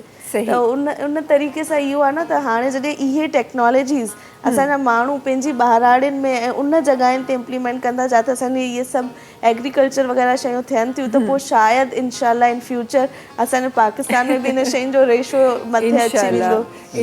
इंशाल्लाह ज़रूरु हूंदो, बिकॉज़ ज़ाहिर आहे जॾहिं तव्हां जंहिं तरीक़े सां हिकु असांजो कल्चरल हिकु ज़मींदारनि वारो जेको हिकु हले रहियो आहे असांजो ट्रैक, ऐं उहो सदियुनि खां हली रहियो आहे, ईअं ई आहे, हमेशह खां असां ईअं ई ॾिठो आहे। पर उनखे एक्चुअली चेंज थियण जी ज़रूरत आहे बिकॉज़ उहे कई गुना वधीक तव्हांजो नंबर मल्टीप्लाई करे सघे थो तव्हांजी प्रोडक्शन जो, अगरि उन्हनि में तव्हां अॼोके जेको सिस्टम हले थो उनखे अगरि तव्हां शामिलु कयो। असां वटि वैल्यू ई न ॾींदा आहिनि, वैल्यू कोन ॾींदा आहिनि। असां वटि जेको सभिनी खां निग्लेक्टेड सेक्टर आहे या जेके सभिनी खां निग्लेक्टेड माण्हू आहिनि उहे असांजा हारीन, उहे असांजा ज़मीनदार, इहो मतिलबु मूंखे लॻंदो आहे जबकि असां खाऊं पीऊं हर शइ उन्हनि जी बेसिस ते था। अगरि उते असांजो एग्रीकल्चर सही न हलंदो त असां त बुख ई मरी वेंदासीं, लेकिन असां बिल्कुलु एॾो फॉर ग्रांटेड वरितो आहे त कोई वैल्यू नथा ॾियूं असां हिन शइ खे। बिल्कुलु उनमें ज़ाहिर खोड़ सारी शयूं अचनि थियूं। असांजो जेको हिकु नेचुरल जेको असांजो इम्पैक्ट आहे, असांजी जेका नेचर आहे उहा खोड़ सारी शयूं आहिनि जेके उहे उन इम्पैक्ट ते अचनि थियूं। इवन असां एग्रीकल्चर खे जिथे असां पंहिंजी पाकिस्तान जी बैकबोन चवंदा आहियूं, फाइनेंशियल केतिरो सपोर्ट एग्रीकल्चर पाकिस्तान खे ॾिए थो, असां इहे तमामु शयूं चवंदा आहियूं। उते ई वरी जॾहिं असां उन्हनि ई ज़मीनुनि ते वेंदा आहियूं त असांखे असां उनखे ॿी नज़र सां ॾिसंदा आहियूं त ॻोठाणी शइ आहे, ॻोठाणा माण्हू कयूं या असां पाण खे त भले छा सुपर ह्यूमन समझंदा आहियूं हा इहो इलाही आहे ऐं जेके मुंहिंजा असल में ॾिठो वञे त इहो जेको सुपर ह्यूमन असां पंहिंजे पाण खे सम्झंदा आहियूं न शहरी माण्हू मुंहिंजे ख़्याल में वधीक मज़दूरी थो करे बनिस्बत हुन मज़दूर जे जेको ॻोठ में पियो करे। अच्छा जी अॻियां वधंदे थोरो सो उन्हनि स्टूडेंट्स जी ॻाल्हि करे था वठूं जेके हिन वक़्तु वञणु चाहिनि था या जेके उहे जेके इन्हनि जेके असां पहिरीं भी स्कैम्स जी ॻाल्हि कई उन्हनि खां बचणु चाहिनि था वो स्टूडेंट्स अली हैदर साहब कि आप जैसे फरमा रहे थे कि हम स्कैम्स से बचा भी जा सकते हैं, वो क्या तरीके हैं बचने के जिससे आप किसी भी कंसल्टेंट के पास जाते हैं तो आप किसी स्कैम का शिकार ना हो? देखिए सबसे पहले तो ये कि आपको जो भी कैंडिडेट्स हैं उनको ये देखना चाहिए कि जो भी कंसल्टेंट के पास जा रहे हैं आए कि वो लिजिट है या नहीं है। तो उसके लिए आप गूगल पे भी उनके रिव्यूज़ देख सकते हैं, ठीक है। अच्छा क्योंकि गूगल में भी फेक रिव्यूज़ होते हैं, हाँ, लेकिन तो आप खरीद सकते हैं आराम से। एग्जैक्टली बट फेक रिव्यूज़ पता चल जाता है कि वो फेक कमेंट्स हैं। क्योंकि जिस तरीके से एक कैंपेन चलाई जा रही होती है तो उसके रिव्यूज़ और एक ऑथेंटिक एक स्टूडेंट एक कैंडिडेट अगर जो कि जिसका केस सक्सेसफुल हुआ है वो रिव्यू दे रहा होता है तो वो इंसान को पढ़ने में आइडिया हो जाता है कि ये आया कि फेक है या नहीं है। सेकंड, अब बहुत सारी जगहों पे कहा जा रहा होता है कि भाई हमारे इतने ऑफिस हैं। अगर हम अपनी बात करें तो हमारे 3 ऑफिस हैं तो हम ओपन कहते हैं कि आप वेरीफाई करें कि वाकई लेजिट है या नहीं है। हाँ। आप तीनों ऑफिस में विजिट करें, चेक करें कि आया कि एग्जिस्ट करते भी हैं या नहीं करते हैं। ये सिर्फ उन्होंने मेंशन कर दिया। सही। थर्ड चीज़ ये होती है क्रेडिबिलिटी कि वो जो कंसल्टेंट हैं वो कितने केपेबल हैं, उनका कितना एक्सपीरियंस है, उनके कितने सक्सेसफुल केसेस गए हैं। अगर फॉर एग्जांपल मैं स्टूडेंट्स की बात करता हूँ, हमारे पास कोई आते हैं और हमें चैलेंज करते हैं कि ठीक है आपके अगर हम कहते हैं 99% सक्सेस रेशियो है तो क्या प्रूफ है, तो हम उनको अपने कैंडिडेट्स के वीज़ा दिखा सकते हैं। हमारे पास पूरा डाटा मौजूद है कि हमारे लास्ट इनटेक में जर्मनी में अल्हम्दुलिल्लाह 50 स्टूडेंट्स गए तो उनका डाटा हमारे पास मौजूद है। हम उनको अपने सिस्टम में दे देंगे कि ये सबके वीज़े लगे हुए हैं, ये सबके रिव्यूज़ हैं, बाकायदा रिकॉर्डेड रिव्यूज़ हैं कि they have got the visa. तो ये सक्सेस रेशियो होता है। तो इसलिए सबसे पहले इन चीज़ों को वेरीफाई करना पड़ता है। ऐसा नहीं है कि डायरेक्ट आप जाएं और पैसे दे दें। और जो भी फेक स्कैमर्स जो होते हैं वो हमेशा हर चीज़ को बहुत आसान पोर्ट्रे कर रहे होते हैं। वो इस तरह पोर्ट्रे कर रहे होते हैं, it's a piece of a cake. For example अभी लास्ट एक मैं मीडिया चैनल पे था, वहाँ पे भी बात डिस्कस हुई थी। एक साहब ने यूट्यूब में वीडियो डाली कि कनाडा जाने का स्किल वर्क का वीज़ा 2 लाख में। कैन यू इमेजिन 2 लाख में कनाडा स्किल्ड वर्क वीज़ा कैसे मिल सकता है? हाँ, सही, सही। उन साहब ने बहुत तो ज़बरदस्त नॉर्मली वीज़ा इतना विजिट वीज़ा इतना महंगा है जो 15 दिन का एग्जैक्टली से महंगा है। हाँ। और आप कनाडा का वो भी स्किल्ड वीज़ा दे रहे हैं, राइट। उन्होंने एक साहब ने वीडियो डाली यूट्यूब में और बहुत उन्होंने कहना चाहिए ग्लैमरस वीडियो बनाई, राइट। हाँ। बहुत सारे रिव्यूज़ भी आए, बहुत सारे कमेंट्स भी आए और बहुत सारे ऐसे लोग भी गए उनके पास जिन्होंने उनको पे कर दिया डायरेक्ट, क्योंकि 2 लाख रुपीस उन्होंने पे किया। हाँ, और लगा ये सबसे इजी तरीका 2 लाख में तो स्टूडेंट वीज़ा पे भी कोई नहीं जा सकता, स्टडी पे। सही, अगर आपको स्टडी पे भी किसी ऐसे कंट्री जाना है जिसमें आपका बजट कम है तो इटली में भी जाने के लिए एटलीस्ट आपको 10 to 12 लाख का बजट होना चाहिए। तो आप इटली स्टडी के लिए जाएंगे। वो साहब जो हैं वो स्किल्ड वीज़ा ऑफ कनाडा 2 लाख में दे रहे थे। अच्छा, उन्होंने विद इन 15 डेज कराची में ये बहुत बड़ा स्कैम हुआ कि उन्होंने 15 डेज के अंदर 2 लाख बहुत सारे लोगों से कलेक्ट किए हैं और उसके बाद ही गॉट डिसअपीयर। एग्जैक्टली। अच्छा, अब YouTube की वीडियो से ऑब्वियसली बात है अथॉरिटीज़ चेक कर सकती हैं, IP से ट्रेस किया जा सकता है कि वो क्या सिनेरियो है, लेकिन फिलवक्त क्या हुआ कि वो साहब गायब है। हाँ। अब जिस शख्स ने 2 लाख रुपीस दिए हैं ऑब्वियसली बात है उसने किस तरह कमाया होगा, किस तरह उसने खून पसीने से मेहनत की होगी और वो पैसा दिया। हाँ। तो ये जो कंसल्टेंट पोर्ट्रे कर रहे होते हैं ना कि बहुत ईजी है, पीस ऑफ केक है, ये चीज़ आपका एक रेड फ्लैग है। आपको वहाँ थोड़ा सा कॉन्शियस हो जाना चाहिए कि अगर इतना ही आसान है तो फिर क्यों नहीं बहुत सारे लोग जा रहे हैं। सही। तो बेसिक चीज़ ये होती है, हमारा जो एक मोटिव है स्टूडेंट नेस्ट का वो ये है कि ऑनेस्टी। हम क्लियर बता देते हैं कि अगर हमें लगता है कि ये कैंडिडेट नहीं जा सकता है, हम उसे क्लियर बता देंगे कि देखें आप इस कंट्री के लिए एलिजिबल नहीं हैं, हम आपको नहीं भेज सकते हैं because of your CGPA, because of your IELTS grade, because of your like budget, कोई भी रीज़न हो सकती है, लेकिन हम क्लियर बता देंगे। अच्छा, अब एक और एग्जाम्पल ये है कि इटली में बहुत सारे लोग इस वक्त जाना चाह रहे हैं क्योंकि इटली फ्री फंडेड स्कॉलरशिप देता है, राइट। बेसिकली वो होता है तरक्की का charity based programme. Charity based programme ही होता है क्योंकि वो इटली में एक खैराती प्रोग्राम निकालते हैं। कराची से फॉर इंस्टेंस अगर अच्छा, इटली का सिर्फ एक इंटेक है सितंबर इंटेक पूरे ईयर पे। सही। फॉर एग्जांपल अगर कराची से 12,000 लोगों ने अप्लाई किया, कैन यू इमेजिन कि उसमें जो वीज़ा रेशो होगा वो सिर्फ और सिर्फ 60 लोगों का वीज़ा आता है 12,000 में से। सही। तो जब हमारे पास कोई कैंडिडेट आता है और वो कहता है कि हमें इटली जाना है तो हम उसको पहले ये रियलिटी चेक दे देते हैं कि ठीक है हम आपका एडमिशन तो लेके आ जाएंगे, जो हमारी रिस्पॉन्सिबिलिटी है, आपका एडमिशन आ जाएगा, everything would be done, but visa U should be very careful, क्योंकि 12,000 में रेशियो 60 का है। अच्छा, तो हम क्लियर ये इस कैंडिडेट को बता देते हैं। अब सुनने के बाद अगर कोई कहता है कि नहीं हम फिर भी अप्लाई करना चाहते हैं, मोस्ट वेलकम। सही, अगर बहुत सही। सारे कैंडिडेट समझ जाते हैं इस बात को और वो कहते हैं कि नहीं हम इटली नहीं जाएंगे, कहीं और अप्लाई आप कर हमें देंगे, सही। थोड़ा सा हम बजट बढ़ा रहे हैं, आप कहीं और कर दें। सही, तो सही। अगर वो थोड़ा सा बजट बढ़ाते हैं तो हम जर्मनी को रेफर करते हैं। सही। अच्छा, जल्दी से, बिकॉज हम ज़ाहिर प्रोग्राम के बिल्कुल Sure. आखिरी मरहलात में हैं। स्कॉलरशिप सबसे ज़्यादा कौन सा ममालिक दे रहा है, ये भी मैं चाहती हूँ कि हम बता दें। प्लस जैसे आपने कहा कि इतना इजी नहीं होता किसी भी स्टूडेंट को वीज़ा मिलना और बाहर स्टडीज़ करना, तो कौन कौन से वो कंट्रीज़ हैं जो इस वक्त जो है वो बहुत ज़्यादा मुश्किल मरहलात से कम मुश्किल मरहलात में हमारे स्टूडेंट्स जा सकते हैं जहाँ बिल्कुल। पर? देखिए, स्कॉलरशिप में हमारे पास जर्मनी है। जर्मनी में क्योंकि पब्लिक एंड प्राइवेट दोनों एजुकेशन होती है। प्राइवेट में ये है कि obviously you need to pay, but ठीक पब्लिक है। में आपको पे नहीं करना है। और इस वक्त जर्मनी में पब्लिक एजुकेशन बहुत अच्छी दी जा रही है और हमारी रिस्पेक्ट भी है पाकिस्तानियों की वहाँ पे, राइट। इटली भी है स्कॉलरशिप प्रोग्राम, लेकिन इटली का भी मैंने आपसे जिक्र किया, वीज़ा रेशियो। सही। अच्छा, अगर हम जॉर्जिया की तरफ आते हैं, जॉर्जिया एक ऐसा कंट्री है जिसमें बैंक स्टेटमेंट बहुत कम चाहिए और इस वक्त वो विदाउट आइल्स भी कैंडिडेट्स को ले रहा है। ज़बरदस्त, राइट, ज़बरदस्त। जॉर्जिया हमारे पास है। जॉर्जिया ठीक के है। साथ हमारे पास एक कंट्री ये कहना चाहिए, फिनलैंड एंड स्वीडन। अच्छा, फिनलैंड स्वीडन थोड़ा सा एक्सपेंसिव ज़रूर है, लेकिन प्रोसेस ईजी है। और उसका easy है। सबसे बड़ा कहना चाहिए एडवांटेज ये है कि फिनलैंड और स्वीडन पे जो मेन कैंडिडेट है वो अपने स्पाउस और किड्स के साथ पढ़ने जा सकता है। अरे ज़बरदस्त। सिर्फ ये दो कंट्रीज ऐसे हैं, फिनलैंड एंड स्वीडन, और इस वक्त कराची में सिर्फ दो फर्म्स इस को डील कर रहे हैं कि कैंडिडेट अपने स्पाउस और किड्स के साथ स्टडी के लिए जा सकता है। और प्लस पॉइंट ये होगा कि जो मेन कैंडिडेट है उसको सिलेक्टिव आवर्स मिलेंगे वर्किंग के लिए, लेकिन जो उनके स्पाउस हैं वो ओपन वर्क कर सकते हैं। ओपन वर्क कर सकता है, ज़बरदस्त। और फिनलैंड तो उनकी- मेरे ख्याल है जो टॉप एजुकेशन में हमारी कंट्रीज आती है तो उसमें आता है, यूरोप तो की बड़ी टॉप ज़बरदस्त एजुकेशन बात है। कंट्रीज में फिनलैंड आ रहा होता है। बहुत और ज़बरदस्त प्लस बात है। पॉइंट ये है उसका कि अगर आपके किड्स वहाँ पे पढ़ रहे हैं तो आपको पीआर भी बहुत जल्दी मिल जाती है। अरे ज़बरदस्त, तो ज़बरदस्त, बहुत अच्छी बात है ये तो। ये दो चीज़ें जो हैं मैं कहूँगा कि आपके चैनल की तरफ से Finland and Sweden they are the best for the spouse, क्योंकि बहुत सारे हमारे पास कैंडिडेट्स आते हैं, बहुत सारे लोग कहते हैं कि हम अपने स्पाउस के साथ जाना चाह रहे हैं। सही, सही। तो और इनकी क्वालिटी ऑफ एजुकेशन भी बहुत अच्छी है। बहुत अच्छी है, बिल्कुल।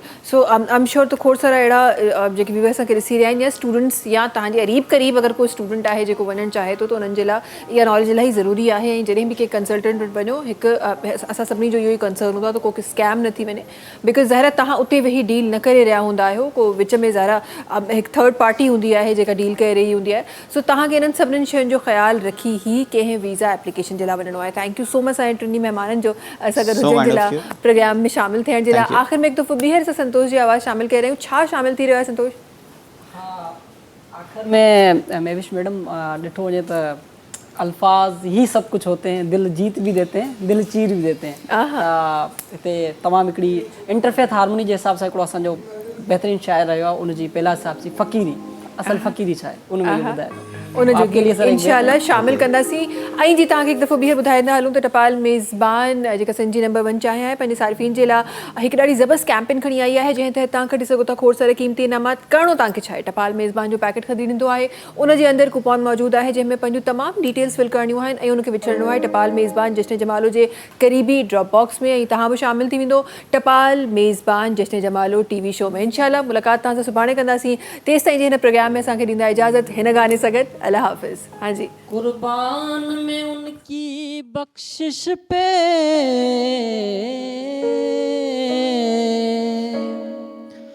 कुर्बान में उनकी बख्शिश पे मकसद भी जुबां पर लाया नहीं, हो बिन मांगे दिया और इतना दिया कि दामन में हमारे समाया नहीं। ओ फरहाद बना तोड़ शीरी हो तिन जोगिन चमड़ी चीरी, हो तिन जोगिन चमड़ी चीरी, तिन जोगिन चमड़ी चीरी। हाय फरहाद बना तोड़ शीरी तिन जोगिन चमड़ी चीरी, तिन जोगिन चमड़ी चीरी, तिन जोगिन चमड़ी चीरी, पर हाथ बना तोड़ शीरी।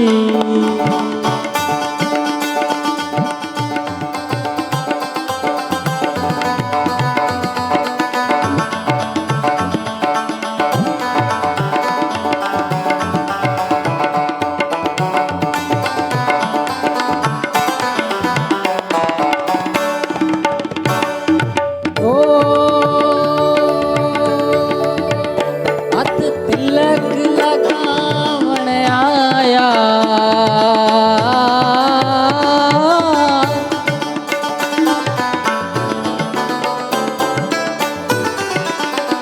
हथ तिलक लगावण आया, हथ जड़ियों पावण आया, हथ दौलत दस्ती आई। ओ हथ तिलक लगावण आया,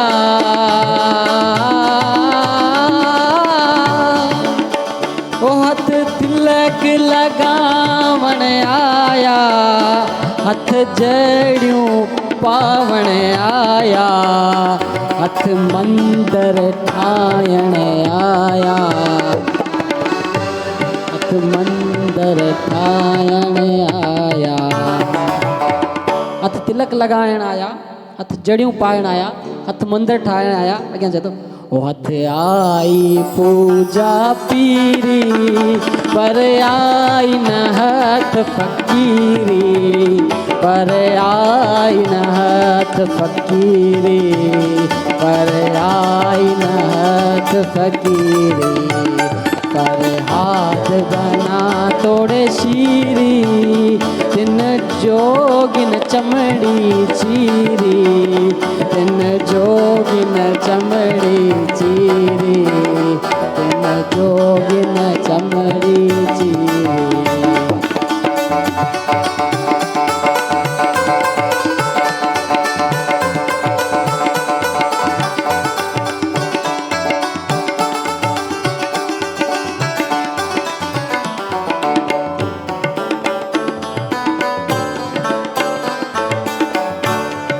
ओ हथ मजहब परस्ती आई,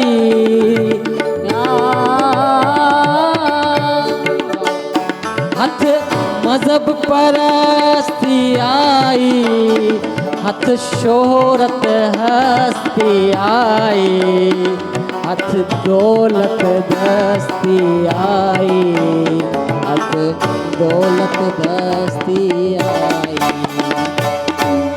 हथ मजहब परस्ती आई, हथ शोहरत हस्ती आई, हथ दौलत दस्ती आई। और ये आगे चलो ओ हथ आई इज्जत अमीरी, हथ आई इज्जत अमीरी, पर आई न हथ फ़कीरी, पर आई न हथ फ़कीरी, पर आई न हथ फ़कीरी, पर हाथ बना तोड़े शीरी, दिन जोगिन चमड़ी चीरी, दिन जोगिन चमड़ी चीरी, दिन जोगिन चमड़ी चीरी।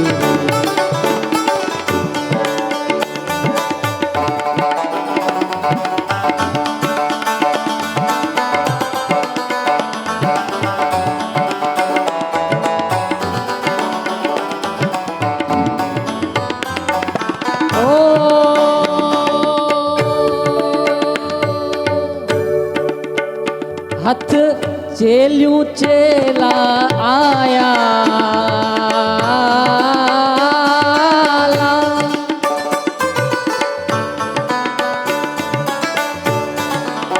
ओ हथ चेलियों चेला आया, हथ जंगल बेला आया, हथ जंगल बेला आया, हथ जंगल बेलाया है मत आई शाही वजीरी पर आई नहत फकीरी पर आई नहत फकीरी पर आई नहत फकीरी पर हाथ बना तोड़े शीरी हो जिह कारण जोगी बण्यासी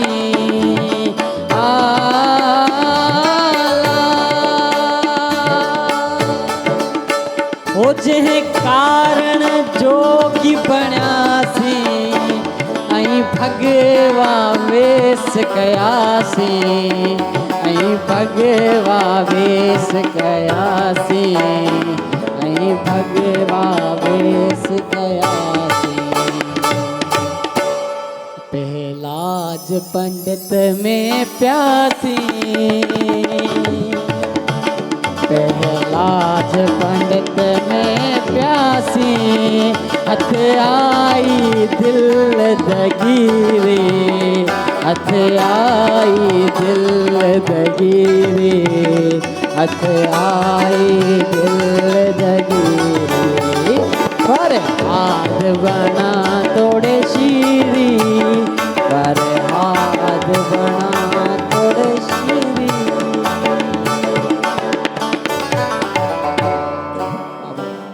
वारो इतना सब्सक्राइब कयो असांजो official YouTube channel Sindh TV HD ऐं वधीक अपडेट लाइ बेल आइकन खे क्लिक करियो।